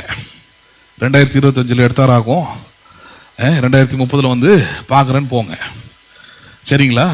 ஆமாம், இருக்குது இன்றைக்கும் அப்படியே பண்ணி வச்சுருக்குறாங்க. அந்த அம்மாவையும் பத்திரமா வச்சுருக்குறாங்க. எந்த அம்மா? இதுக்கப்புறம் ஒரு அம்மா வருது, இந்த அம்மாவில் தான் அந்த குடும்பம் அழிஞ்சுது. இந்த அம்மா தான் அதில் மெயின் ரோலு, இந்த அம்மா தான் ஐடியா கொடுக்குறது எல்லாமே. அந்த காலத்து சப்பீரா இந்த அம்மா. இந்த அம்மா தான் எல்லா வேலையும் செய்கிறது எடுத்து வச்சு. அந்த அம்மாவை பத்திரமா வச்சுருக்குறாங்க. ஒன்று ஓப்பனில் வச்சுருந்தாங்க, இப்போ அந்த அம்மாவுக்கு தனியாக கேஜ்லாம் போட்டு வச்சுருக்குறாங்க. ஏன்ப்பா அப்படின்னு கேட்டால், எல்லாம் அந்த அம்மா தொட்டு நக்கி பார்க்குறான், அது ஒரு உப்பு, அது மொத்தமாக என்ன பண்ணிடுது, கரைச்சி விட்டானுங்க. நம்ம ஆளுங்க எப்படிலாம் டேஸ்ட் பண்ணிலாம் கண்டுபிடிக்கிறான் பாருங்க. ஓனமா பார்த்தமா ஒரு ஃபோட்டோ எடுத்தமா வந்தமானு இருக்கிறது இல்லை. இந்த இயேசுவின் சீசன் மாதிரி அவர் கையின் விழாவில் விட்டு தான் என்ன பண்ணுவேன் நான், செக் பண்ணி பார்த்தா தான்டா நம்புவேன் நான். அது மாதிரி இது உப்பு தூணா, இது லோத்தோட பொண்டாட்டியாக இருந்தாலும் சரி, அது அழகாக பெண் வடிவில் தான் இருக்குது. பார்த்தா இப்போ பாதி காணும் அதில். உரைச்சி தேய்ச்சி நக்கி காலி பண்ணிட்டானுங்க. அந்த மாதிரி இப்போ அதுக்கு தனியாக ஒரு கூண்டு மாதிரி போட்டு எவனை நம்ம அந்த கிட்டே அப்படி தூரமாக பார்த்துட்டு போங்கடான்ட்டாங்க. நம்மளனா போய் தொலைன்ட்டு சொல்ல முடியாது. நம்ம ஆளுங்க அதை எடுத்துன்னு வந்து இங்கே வியாபாரம் கூட பண்ணுவானுங்க, அதை கூட ஜோம் பண்ணி கொடுத்தாலும் கொடுப்பானுங்க, சமையலுக்கு மேலே பயன்படுத்தினாலும் படுத்துவானுங்க, சொல்ல முடியாது. ஏதோ ஒன்று செஞ்சுருவானுங்க நம்ம ஆளுங்க. நீங்கள் சிரிக்கிறீங்க. ஒரு விசுவாசி வியாதியில் இறந்து போயிட்டார் நம்ம சபையில். அவர் அடக்காரதில் போய் நின்றுக்கிட்டு இருக்கிறோம். அந்த விசுவாசியோட சொந்தக்காரன் ஒரு பாஸ்டராவன் சென்னையில். இந்த விசுவாசியோடைய மகன், அதை இறந்து போனவருடைய மகன் என் கூட நின்றுக்கிட்டு இருக்கிறாரு. இவன் அங்கேருந்து வந்தான் பாருங்க. நான் அப்போவே சொன்னல, பெரியப்பாவுக்கு நான் கொடுத்த அந்த ஒலிவை இலை அதை அவர் தலையில் வச்சு ஜோம் பண்ணால் நல்லா இருப்பார்னு சொன்னல. நீ என்ன சொன்ன? எங்கள் பாஸ்டருக்கு அதெல்லாம் பிடிக்காது, எங்கள் பாஸ்டர் அப்படிலாம் சுகம் வராதுன்னு சொன்னார்னு. இப்போ பார் செத்து போயிட்டாரு. அதான் சொன்னேன், ஒளி வேலை வச்சு அவருக்கு உடம்பு சரியாகும்னா வச்சு பைபிள் வச்சுங்கிறான். அந்த பைபிளையும் கையில் வச்சிருக்கிறான். அதான் கூத்து. அதில் வசனத்து மேலே நம்பிக்கை இல்லை. என்னடான்னு கேட்டால், ஏதோ ஒரு வாட்டி இஸ்ரேலுக்கு போயிருக்கிறான். போகும்போது அங்கே ஒளி வேலை இங்கே நம்ம ஊரில் இருக்கிற வேப்பலை மாதிரி கிடக்கும் மானாவரியா. அதை ஒன்று உடச்சி கொண்டாந்து பைபிளில் ஒவ்வொரு பக்கமாக வச்சுட்டு அதில் ஏதோ ஒரு பவர் இருக்குது. அது சொன்னேன், இப்போ கூட ஒன்றும் பிரச்சனை இல்லை, பைபிள் எடுத்துக்கோ, ஒளி வேலை எடுத்துக்கோ, ஃப்ரீசர் பாக்ஸை திறக்க சொல்கிறேன், திறந்த பிறகு தலையில் வச்சு என்ன பண்ண, ஒரு உயிரோட எழுப்பிடுன்றேன். அது இப்போ நடக்காது. என்னடா உங்க லாஜிக்கு? சாப்பிட முடியாமல் பட்டு படுக்கையாக இருந்து 3 மாசமா இருந்து இறந்து போறாரு. அப்போ எழுப்புற ஒளி வகையில செத்த பிறகு எழுப்பாதா? யாருக்கிட்டடா ஏமாத்துறீங்க? அவர் விசுவாசத்தோடு செத்து போறதுக்கு தடையா இதெல்லாம் ஒரு பிசாசு கொண்டு வருது. நல்ல வேலை அப்பெல்லாம் கேட்டாங்க பேச்ச. சொன்னேன், பிசாசு எப்படியே தந்திரமா இழுத்துட்டு போக பார்க்குறான், ஒழுங்கா இருந்துக்கோ. அதுக்கு தான் கண்ட ஆளுங்களோட அந்த சபை இந்த சபை அந்த பாஸ்ட் இந்த பாஸ்ட்னு பேசணும்னா உள்ளே போனீங்கன்னா தான் தெரியும் என்னென்ன முட்டாள்தனம் வச்சிருக்கிறான். நரகத்துக்கு போகிறதுக்கு என்னென்ன வழியெல்லாம், சிலுவையை தவிர இயேசுவை தவிர பல வழிகளை வச்சிருக்கிறான் அவன். வெளியே பார்த்து ஏமாறக்கூடாது. பேசுறது புரியுதுங்களா உங்களுக்கு? அப்போ இந்த இடத்துல லோத்தோடைய கதையும் அதே கதை தான். இங்கே என்னது, அந்த அவன் ஸ்பெசிஃபிக்காக சொன்னது ஒன்று தான், ஓடு, நான் சொல்கிற மலைக்கு ஓடு, இன்னொன்று திரும்பி பார்க்காத, ஏன்னா இனிமேல் அது உன்னுடையது அல்ல. உன் நலம் கிடையாது, உன் ஊர் கிடையாது, உன் மருமக கிடையாது, எதுவுமே உண்டு கிடையாது. எதெல்லாம் உண்டு நினைச்சு இனிமே அது உண்டு கிடையாது. ஏன்னா அதுல எதுலையுமே கடவுளுடைய ஆசீர்வாதம் இல்லை. நடந்த சம்பவம் என்ன? 25 அந்த பட்டணங்கள், அந்த சமபூமி அனைத்து அந்த பட்டணங்கள் எல்லா குடிகளையும் பூமியின் பயிரையும் அழித்து போட்டார். அவன் மனைவியோ, இப்ப கவனிக்கணும், யாரு? அவன் மனைவியோ என்ன பண்ணினாள்? அவள் பின்னிட்டு பார்த்து. எதுக்கு பார்க்கிறா? கொஞ்சம் யோசிச்சு பாருங்க. இப்ப இதுலதான் மொத்த சத்தியமே அடங்கியிருக்குது, இந்த ஒரு வார்த்தையில தான். அவன் மனைவியோ என்ன பண்ணினாள்? அவள் பின்னிட்டு பார்த்தாள் இருக்குது. எதை பார்த்தாள்? தான் புருஷன்கிட்ட சொல்லி மிரட்டி, இதெல்லாம் நம்ம பிள்ளைங்களுக்கு, இதெல்லாம் யாரு கிடையாது? மெல்கிசேதேக்கு கிடையாது. யாரு கிடையாது? இது மெல்கிசேதேக்கு கிடையாது. ஆபிரகாம் பைத்தியக்காரன், அவன் எல்லாவற்றிலும் மெல்கிசேதேக்கு என்ன பண்ணினான்? அவன் தசம்பாகத்தை கொடுத்துருப்பான். அவன் பைத்தியக்காரன். ஆனா நீ அப்படி கிடையாது. லோத்தே, நம்ம எங்கிருந்து வந்தோம் தெரியுமா? எவ்வளவு கஷ்டம் தெரியுமா? உன்னை எது கல்யாணம் பண்ணி வச்சிருக்கிறேன் தெரியுமா? எதுக்கு 2 பொட்ட பிள்ளைகளை வச்சிருக்கிறோம்? கரை சேர்க்கணும், கரை ஏத்தணும். எல்லாம் நம்ம பலம் தான், எல்லாம் நம்ம பணம் தான், எல்லாம் நம்ம ஆஸ்தி தான், எல்லாம் நம்ம நிலம் தான், எல்லாம் நம்ம ஆடு மாடு தான், எல்லாம் நம்ம கூடாரம் தான், எல்லாம் அதுதான் செய்ய போகுது. அதனால அதை வச்சுதான் வாழ்க்கை அப்படின்னே வாழ்ந்துகிட்டு இருந்த பொம்பளைக்கு இப்ப ஆண்டவர் காட்டுறாரு, உன் கண் எதிர்க்கவே எல்லாமே என்ன பண்ணுது? இப்ப எரிஞ்சு சாம்பலாகும். கடவுளே உன்னுடைய எதிர்காலம், கடவுளே உன்னுடைய ஆசீர்வாதம். நல்ல மைண்ட்ல வச்சுக்கணும். யாரையும் உன்னுடைய ஆசீர்வாதம்? உங்க பிள்ளைங்களுடைய எதிர்காலத்தை வச்சு பாக்குறீங்களா? கேவலம் ஒரு நிலத்தை வச்சு உங்க பிள்ளைங்களுடைய எதிர்காலத்தை முடிவு பண்ணாதீங்க. உங்க கண் எதிர்க்கவே இதே போல ஒரு சம்பவம் நடக்கும். பிள்ளைகளுடைய எதிர்காலம் கர்த்தரால் ஆசீர்வதிக்கப்பட்டிருப்பார்கள். யாரால் ஆசீர்வதிக்கப்பட்டிருப்பார்கள்? கர்த்தருடைய ஆசீர்வாதம் அவங்களுக்கு உண்டாயிருக்கும். பேசுறது புரியுதுங்களா இல்லையா? உன் பிள்ளைகள் யாரால் போதிக்கப்பட்டிருப்பார்கள்? கர்த்தர் மேல இருக்கிற நம்பிக்கை அதிகரிக்க வேலை செய்யுங்க. உங்க பிள்ளைங்களுக்கு ஆண்டவர் பற்றி சொல்லிக் கொடுங்க. எங்க அப்பா எனக்கு செய்த மிகப்பெரிய நன்மைனா அதுதான் சொல்லுவேன் நான் இன்னைக்கு. நான் பேசுறது புரியுதுங்களா? எங்க அப்பா எனக்கு செஞ்ச மிகப்பெரிய நன்மை என்ன? எனக்கு இந்த வீடு வாங்கி கொடுத்தாரு, இல்லை இவ்வளோ ஆள் இதுன்னு. எங்கள் அப்பாவும் எங்கள் அம்மாவும் எங்கள் 2 பேரும் எனக்கு செய்த பெரிய நன்மை எதுன்னு பார்த்தீங்கன்னா, நான் சிறு வயது முதற்கொண்டு ஆண்டவரை பற்றி அவர்கள் சொன்னது தான். சொல்லும் போது நான் ஒன்றும் சாமுவேல் மாதிரியான ஆளும் கிடையாது, அதையும் சொல்லிடுறேன். சொல்லும் அடியேன் கேட்குறன்ற ஆள் கிடையாது. வேறு வேலை வெற்றியே இல்லை. எப்போ பார்த்தாலும் எலியா எலிசா மோசே கதை இதையே சொல்லிக்கிட்டு நைட் டியூட்டி முடிச்சுட்டு வருவாங்க. அவங்க கையில் போய் படுத்துருப்பேன். அவங்களும் நைட்டு ஃபுல்லாக டயர்ட் ஆகிட்டு வந்து படுத்துருப்பாங்க பாருங்க. நானும் அவங்க மேலே படுத்துட்டு இருக்கும்போது எங்கள் அம்மா நைட்டு ஃபுல்லாக கதைனா இருக்கும். என்ன கதை? வெறும் பைபிள் கதை தான். வெறும் பைபிள் கதை எப்பவுமே. ஏன்னா டிவி கிடையாது, எதுவுமே கிடையாது, வெறும் பைபிள் கதை. எங்கள் அப்பா அதுக்கெல்லாம் ஒரு படிக்கு மேலே காலையில் 5 மணிக்கு ப்ரேயர். நைட்டு எங்கள் அம்மா நைட் டியூட்டியில் விட்டுட்டு வருவார் பாருங்க. விட்டுட்டு வந்தால் 4 பேரும் உட்காந்துருப்போம். எங்கள் பாட்டியோடு சேர்ந்து 5 பேர். அம்மா இல்லையேன்னு ஒரு நைட்டு ஒரு கலக்கம் இருக்கும். அதெல்லாம் பார்க்க மாட்டார். நைட்டு உட்காரு, பாட்டு பாடு, பைபிளை படி. ஒரு நாள் இல்லை இது. இங்கிருந்து இந்த வீட்டுக்கு வர 2000 தான் இந்த வீட்டுக்கு வந்தோம். 17 வருஷம் அப்படிதான். 18 19 வயசு வரைக்கும் இதே கதை தான். பைபிள், பாட்டு, பிரேயரு இதே தான். எந்த சொந்தக்கார வீட்டுக்கு அமிச்சதில்லை. எங்கேயும் போனால் ஒரு நாள் தங்க விட மாட்டார். போவே கூடாது. நானும் சண்டை போடுவேன். ரொம்ப ஆசையாக இருக்கும். ஏன்னா சித்தி வீட்டுக்கு போனால் டிவி பார்க்க முடியும். கேட்டால் வகை வகையாக வாங்கி தருவாங்க. எங்கள் அப்பா சொல்லுவார் பாருங்க, அதெல்லாம் முக்கியம் கிடையாது. நீ ஆண்டோடைய பிள்ளை, நீ பேர் போயிடும், பேர் கெட்டு போயிடும். உனக்கு என்ன வேணுமோ நான் வாங்கி தரேன். கஷ்டம் இருக்குது தான், கடன் இருக்குது தான், நான் என்ன பண்ணுறேன் உனக்கு வாங்கி தரேன், போவாத. பேசுறது புரியுதுங்களா உங்களுக்கு? அப்படி பண்ணதுனால தான் இங்கே நின்று உங்களுக்கு என்ன பண்ணிக்கிட்டு இருக்கிறேன், பிரசங்கத்தை செஞ்சுக்கிட்டு இருக்கிறேன். இல்லைன்னா எங்கேயாவது ஊதாரியே தண்ணி அடிச்சுட்டு இங்கே தான் ஊர் சுற்றிட்டு கிடந்துருக்கணும். ஹலோ, புரியுதுங்களா இல்லையா? என் சுண்ட விரல் வெயிட் இல்லாத பசங்களாம் இன்னைக்கு பெரிய ஆளுங்க. நீங்கள் பெரிய அரசியல்வாதிங்க, பெரிய பெரிய ஆளுங்க, பிஏவாக இருக்கிறானுங்க, என்னென்னோ பண்ணிட்டு கிடக்குறானுங்க. ஆனால் நான் இங்கே நின்றுக்கிட்டு உங்களுக்கு என்ன பண்ணிக்கிட்டு இருக்கிறேன், பிரசங்கத்தை செஞ்சுக்கிட்டு இருக்கிறேன். எதனால?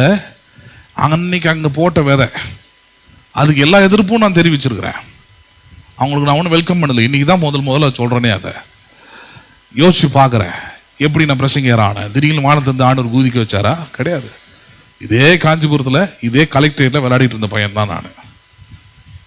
வெளியூர் பையன் கூட கிடையாது நான். ஆனால் நான் போகிற எல்லா இடத்துலையும் இதே காஞ்சிபுரம். இப்போ கூட 2 நாளைக்கு முன்னாடி கூட ஸ்டிக்கர் கடைக்கு போயிட்டு என் பைக்குக்கு ஸ்டிக்கர்லாம் ஓட்டிக்கிட்டு அங்கே ஒருத்தர் கேட்டார், நீங்கள் சென்னையா இல்லை பெங்களூரா அப்படின்னு கேட்டார். எங்கே போனாலும் இந்த 2 வார்த்தை தான். அவங்கள பொறுத்த வரைக்கும் இந்த மாதிரி ஒரு ஆளுங்க நம்ம ஊரில் இருக்க வாய்ப்பே கிடையாது.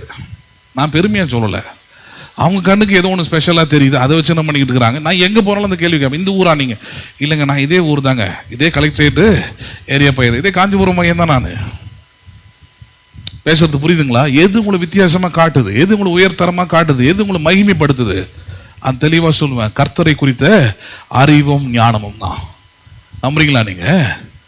அதுக்கு நீங்க முன்மாதிரியா இருக்கணும். பெற்றோர்களா இருக்கிற நீங்க, சபையாரா இருக்கிற நீங்க, பிள்ளைகளுக்கு, வாலிபர்களுக்கு, எல்லாருக்கும் யாரா இருக்கணும்? நீங்க முன்மாதிரியா, சாட்சியா இருக்கணும். பாருங்க, எதிர்க்கிறான் கிடையாது. எங்க அப்பா மாதிரிலாம் நீங்களாம் ஹேண்டிலே பண்ணியிருக்க மாட்டீங்க. பெல்ட் குக்கர் டியூப் தான். ஹலோ, இந்த வீட்டில் வந்த பிறகு எனக்கு அடி வந்துருக்குது. இந்த வீட்டுக்கு வந்து பல நாள் காலேஜ் செகண்ட் இயர்ல தான் எங்க போய் சொன்னேன், மேல கைய வச்ச பொன்னையர் போயிட்டு தனியாக தானே வர நீ. ஹலோ, இப்போ காலேஜ் இப்போல்லாம் 7th ஆரம்பிச்சுட்டானுங்க நம்ம ஆளுங்க. 7th 6th என்ன பண்ணியாச்சு? ஆமாம், எங்கேருந்து உருப்பிடுறது? அப்புறம் பேசுறது புரியுதுங்களா உங்களுக்கு? அதனால் உங்களுடைய பிள்ளைகளுடைய எதிர்காலம்லாம் நீங்கள் ஏதோ சேர்த்து வச்சுருக்கிறீங்க, ஏதோ சாமர்த்தியமாக நீங்கள் பண்ணிட்டீங்க. அல்லது இன்னொரு பக்கம் இருக்கும், ஐயோ நான் எதுவுமே என் பிள்ளைங்களுக்கு சேர்த்து வைக்கல, என்கிட்ட ஒன்றும் இல்லை, என் பிள்ளைங்களுக்கு எதுவுமே இல்லை. நான் சொல்கிறேன், கடவுளுடைய கிருபை போதும். யாருடைய கிருபை போதும்? கொஞ்சம் யோசிச்சு பாருங்க. வேதத்தில் யோசேப்புக்கு அவங்க அப்பா என்ன சேர்த்து வச்சிருந்தாரு, தாவீதுக்கு அவங்க அப்பா என்ன சேர்த்து வச்சிருந்தாரு, சாத்ராக் மேஷாக் ஆபேத்நேகோக்கு அவங்க அப்பா என்ன சேர்த்து வச்சிருந்தாரு, தானியேலுக்கு என்ன சேர்த்து வச்சிருந்தாரு. இவங்க எல்லாமே ராஜாவும் ராஜாவுக்கு அதிபதியாகவும் இருந்தவர்கள். யாராக இருந்தவர்கள் இவர்கள்? எல்லாமே ராஜாவும். தாவீதுலாம் ராஜா, தானியேல், சாத்ராக் மேஷாக்லாம் ராஜாவுக்கு அதிபதிகள், அதிகாரிகள். அவங்களாம் என்ன பேக்ரவுண்டு? ஒன்னே ஒன்று பேக்ரவுண்ட் தான் அவங்களுக்கு இருந்தது. என்னது? கடவுளை பற்றிய விசுவாசம், அறிவு, ஞானம். இங்க லோத்துக்கிட்டு இருக்கிற பிரச்சனை தான், லோத்துடைய மனைவி கிட்ட இருக்கிற பிரச்சனை அதுதான். இவ்வளவு தூரம் உயிர் தப்ப ஓடிப்போன்னு சொன்னா அவ பின்னிட்டு எதை பார்க்கறா? இது வரைக்கும் அவருடைய மனசு எதை சார்ந்திருந்ததோ, அவருடைய எண்ணங்கள் எதை சார்ந்திருந்ததோ, எது தன்னுடையது, தன்னுடைய மனைவி, தன்னுடைய பிள்ளைகளுடையது எதிர்காலம் நினைச்சாலோ அது தன் கண்களுக்கு முன்பதாக அழிந்து போகிறதாவ பார்க்கறா. அது இன்னைக்கும் நடக்கிறது, இன்னைக்கும் நடக்கும். அது கடவுளுடைய ஆசீர்வாதம் இல்லாமல் இருந்தால் அது எதுவா இருந்தாலும் சரி, நீங்க அதை பெருசா நினைச்சிருக்கலாம், நீங்க அது சாபமாயும் அது வேதனையுமாய் தான் அது முடியும். நம்புறீங்களா? நீங்க அதை கடைசியை பார்த்து முடிக்கலாம். பாருங்க 25. அந்த பட்டணங்களையும் அந்த சமபூமியும் அந்த பட்டணத்தின் எல்லா குடிகளையும் பூமியின் பயிரையும் அழித்து போட்டார். அவன் மனைவியை பின்னிட்டு பார்த்து உப்பு தூணானால். என்ன தூணானால் அவள்? எதுக்கு உப்பு தூணு? இரும்பு தூணாகி இருக்கலாம், ஹலோ, கட்டை தூணாக்கி இருக்கலாம், எவ்வளோ தூண் இருக்குது, மண் தூணாக்கி இருக்கலாம். எதுக்கு தெரியுமா? எனக்கு புரிஞ்ச விதத்தில் நான் சொல்கிறேன். ஹலோ, உப்புக்கு பல விஷயம் இருக்குது. உப்புக்கு, உப்புடைய தன்மை பாருங்க, பல தன்மைகள் இருக்குது. பாதுகாக்கும், சுவையை கூட்டும், அதெல்லாம் தாண்டி நமக்கு தேவையானது ஒன்று இருக்குது. பவுல் அது பேசுறாரு புதிய உடன்படிக்கையில். விசுவாசிகளாக இருக்கிறவர்கள், கிறிஸ்தவர்களாக இருக்கிறவர்கள் அறிவுள்ள வைராக்கியம் உள்ளவர்களா இருக்க வேண்டும். யார் உள்ளவர்களா இருக்க வேண்டும்? அவர்கள் அறிவுள்ள. இப்ப நம்ம கூட நம்ம சில ஆட்களை பார்த்து சூடு சொரணை இருக்குதான்னு கேட்கறதுக்கு பதில் ஒரு வார்த்தையை பயன்படுத்துறோம். என்ன பயன்படுத்துறோம்? பண்ணா அப்படிதான் டீசெண்டா கேட்பேன் நான். வேணா இன்னும் கொஞ்சம் சால்ட் என்ன பண்ண அதிகமாக போட்டு சாப்பிட்டு, இல்லைன்னா சால்ட் பிஸ்கெட்டா சாப்பிட்டு கொஞ்சம், அப்படின்னு அர்த்தம். பாஸ்ட் ஏதோ நல்லதுக்கு நல்ல ஐடியா கொடுக்குறான்னு நினைக்கிறீங்களா? சூடு சொரணை என்ன பண்ணிட்டோம், கொஞ்சம் வரட்டும்ன்றதுக்கான ஒரு மாடலா சொல்லக்கூடிய ஒரு விஷயம் அது. அவளை அதுக்கு தான் பண்ணி வச்சிருக்கிறாரு. சூடு சொரணை வரட்டும், இவளை பார்த்தாவது. என்ன வரட்டும்? கர்த்தருடைய ஆசீர்வாதம் இல்லாமல் இருப்பது, நான் எதிர்பார்ப்பது, நான் வைத்திருப்பது எல்லாமே ஒரு நாள் என்னவாக மாறும்? அது எனக்கும் பிரயோஜனப்படாது, அங்கேயும் என்ன பண்ணாது, அது ஒன்றுத்துக்கும் உபயோகப்பட போறது இல்லை. நல்ல மைண்ட்ல வச்சுக்கிடுங்க. அது மட்டும் இல்ல, அதை விட ஒரு மோசமான ஒரு நிலைமைக்கு இவன் லோத் எடுத்த முடிவு மாறுகிறது. அதை பார்த்து முடிச்சிடலாம். 23, 28, விடியற் 26. அவன் மனைவியை பின்னிட்டு பார்த்து உற்பத்துனானால் விடியற் காலத்தில் ஆபிரகாம் எழுந்து தான் கர்த்தருக்கு முன்பாக நின்ற இடத்திற்கு போய் சோதம் குமாரா பட்டணங்களின் திசையும் சமபூமியாகிய தேசம் முழுவதையும் நோக்கி பார்த்தான். அந்த பூமியின் புகை சூளையின் புகையை போல எழும்பிற்று. தேவன் அந்த சமபூமியின் பட்டணங்களை அழிக்கும் போது தேவன் ஆபிரகாமை நினைத்து, பாயிண்ட், யாரை நினைத்தாராங்க? ஆபிரகாமை நினைச்சதுனால அவன் மேல என்ன பண்ணினார்? இரக்கத்தை, லோத்தின் மீது இரக்கத்தை வைத்தார். ஆபிரகாமை நினைத்து லோத்து குடியிருந்த பட்டணங்கள் தாம் கவிழ்த்து போடுகையில் லோத்தை அந்த அழிவின் நடுவில் இருந்து தப்பி போகும்படி அனுப்பிவிட்டார். லோத்து தப்பிச்சது யார் மேல இருந்த தயவுனால? ஆபிரகாம் மேல இருந்த தயவுனால தான். நம்புறீங்களா நீங்க? ஆபிரகாம் நினைச்சதுனால, ஆபிரகாமுக்கும் தேவனுக்குமான அந்த உறவு ஐக்கியம் அங்க இருந்ததுனாலதான் யார் தப்பித்ததாங்க? லோத்தும் அவன் மனைவியும் அவனுடைய 2 பிள்ளைகளும். ஆனா அதை அவங்க காப்பாத்தினாங்களா? கொஞ்சம் யோசிச்சு பாருங்க. கடவுளுடைய இரக்கத்தை அவங்க பயன்படுத்தினாங்களா? அவங்க அந்த கடவுளுடைய இரக்கத்தை முதல்ல உதாசீனப்படுத்தினவன் யாருங்க? லோத்துடைய மனைவி. அடுத்த வாரம் பார்க்கலாம். அந்த கடவுளுடைய இரக்கத்தை உதாசீனப்படுத்துறது அவனுடைய புருஷன், அதுக்கப்புறம் 2 பிள்ளைங்க. God has blessed them. அதான் சொல்ல வர. வெறும் ஒரு நம்பிக்கை வச்சு கடவுள் அவங்களை ஆசீர்வதிக்கிறார். நம்மளையும் அப்படிதான். நமக்குள்ள ஒரு பெரிய விசுவாசம் இருக்குதுன்னோ, பெரிய பரிசுத்தம் இருக்குதுன்னோ கடவுள் நம்மளை ஆசீர்வதிக்கலைங்க. உங்களை அப்படி ஆசீர்வதிக்கவே இல்லை. ஒரு சின்ன நம்பிக்கை கடவுள் மேல நீங்க வைக்கிறீங்க, அதை ஒரு பெருசா எண்ணுகிறார், அதை ஒரு பெருந்தன்மையா பார்க்கிறார். அதை பார்த்துதான் உங்களை ஆசீர்வதித்து, உங்களை நினைத்து, உங்களை பழுகவும் பெருகவும் பண்ணுகிறார். உங்களுக்கு ஆஸ்தியை தருகிறார், அந்தஸ்தை தருகிறார், நல்ல வேலையை தராரு, நல்ல சம்பளத்தை தராரு, நல்ல வீட்டை தராரு, நல்ல நிலங்களை தராரு, நல்ல படிப்பு, எல்லாத்தையும் தராரு. ஆனால் நாம் எல்லாவற்றிலும் எப்படி இருக்கிறோமாங்க? உண்மையாய் இருக்கிறோமா? Whether we offered and honored God in everything. தேவன் தந்த எல்லாவற்றிலும் நான் உண்மை உள்ளவனாய் இருக்கிறேனா? எல்லாவற்றிலும் கடவுளை நான் கனம் பண்றேனா? எனக்கு தெரியாது. ஆனால் உள்ளந்திரியங்களை ஆராய்ந்து அறிகிற தேவன் அறிவார். அண்டர்ஸ்டாண்ட் பண்றீங்களா நீங்க? ஒரு நாள் உள்ளரங்கமா இருக்கிறதா, ஒரு நாள் நம்ம வெளியரங்கமாக வரும், மாறும். அதுதான் இப்ப லோத்துடைய மனைவிக்கு நடந்தது. பேசுறது புரியுதுங்களா உங்களுக்கு? அதனாலதான் இந்த வார்த்தையை கேட்கிற வந்திருக்கிற யாரா இருந்தாலும் சரி, நீங்க ஆபிரகாமின் சந்ததி, ஆபிரகாமின் ஆசீர்வாதம் உடையவர்களாக மாற வேண்டுமே தவிர, விசுவாச மார்க்கத்தார்களாக இருக்க வேண்டுமே தவிர, யாருடைய சந்ததியாய் மாறக்கூடாது. நீங்க லோத்துடைய சந்ததியாய், அவனுடைய விசுவாசம், அவன் நம்பிக்கை, அவனுடைய வாழ்க்கை முறை ஒருவருக்கும் வரக்கூடாது. ஆபிரகாமுக்கும் லோத்துக்கும் கடவுள் அவர் தான். ஆபிரகாமை ஆசீர்வதித்தார், இவனையும் ஆசீர்வதித்தார். ஆனால் ஆபிரகாம் மட்டும் நல்லா இருந்ததுக்கான காரணம் என்ன? அடுத்த வாரம் அதெல்லாம் பார்த்து முடிக்கலாம். ஏற்கனவே அதை சொல்லி இருக்கிறேன். ஆபிரகாம் கர்த்தரை எல்லாவற்றிலும் கனம் பண்ணினான். எல்லாவற்றிலும் என்ன பண்ணினான்? அவன் தனக்கு உண்டான எல்லாவற்றிலும். அதான் பாயிண்டாங்க, தனக்கு உண்டான எல்லாவற்றிலும். அதுதான் பாயிண்ட், அதுதான் தலைப்பா வச்சிருக்கிறேன்.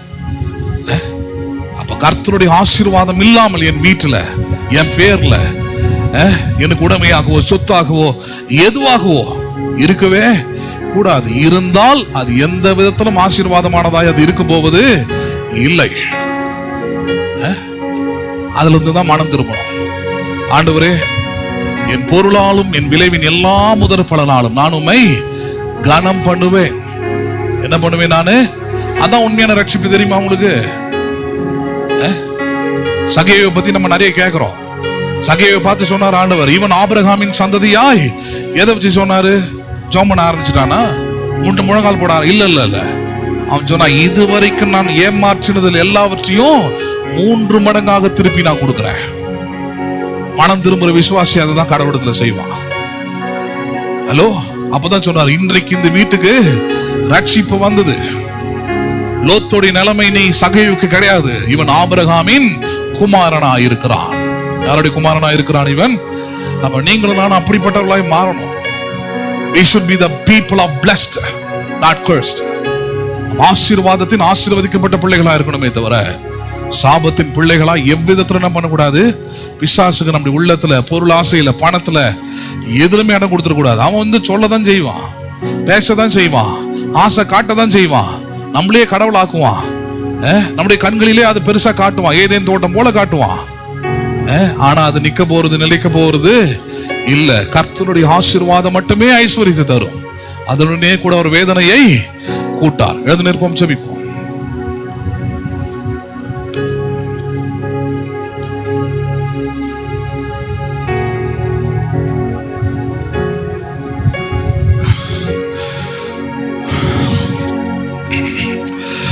ஜெபிப்போம். எங்கள் அன்பும் இரக்கமுள்ள பரலோக தகப்பனே, இந்த ஆசீர்வதிக்கப்பட்டதான இந்த அருமையான நல்ல இரவு வேளைக்காக ஸ்தோத்திரம்.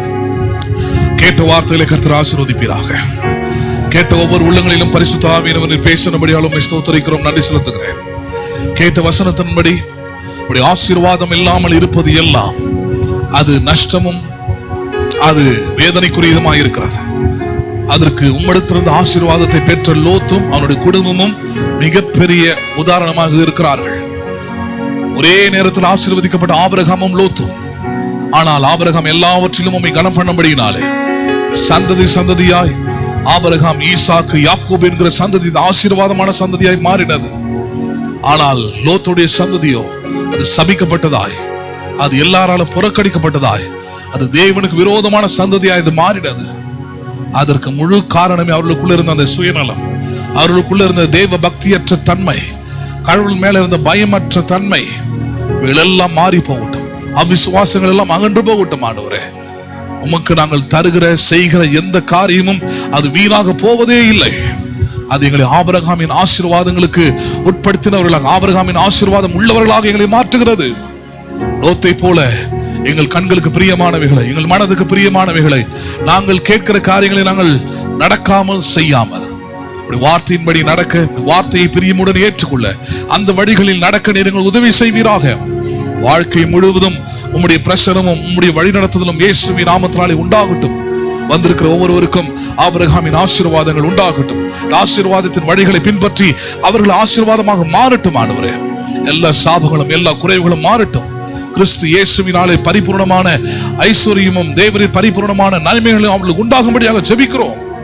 பார்க்கிற கேட்கிற ஒவ்வொருவருக்கும் அது உண்டாகட்டும். இயேசு கிறிஸ்துவின் நாமத்தில் ஜெபிக்கிறோம் எங்கள் ஜீவனுள்ள நல்ல பிதாவே, ஆமென். என் ஆத்துமாவே கர்த்தரை ஸ்தோத்திரி, என் முழு உள்ளமே பரிசுத்த நாமத்தை ஸ்தோத்திரி. என் ஆத்துமாவே கர்த்தரை ஸ்தோத்திரி, கர்த்தர் செய்த சகல உபகாரங்களை மறவாதே. ஆமென். ஆசீர்வாதம் கர்த்தராகிய இயேசு கிறிஸ்துவின் கிருபையும் பிதாவாகிய தேவனுடைய அன்பும் பரிசுத்த ஆவியானவருடைய ஐக்கியமும் இன்றைக்கும் என்றைக்கும் சதா காலமும் நம் அனைவரோடும் கூட இருப்பதாக. ஆமென். ஆமென். God bless you. மீண்டும் உங்களை நான் நாளை மாலை 6:30 மணிக்கு சந்திக்கிறேன். கர்த்தர் உங்களை ஆசீர்வதிப்பாராக.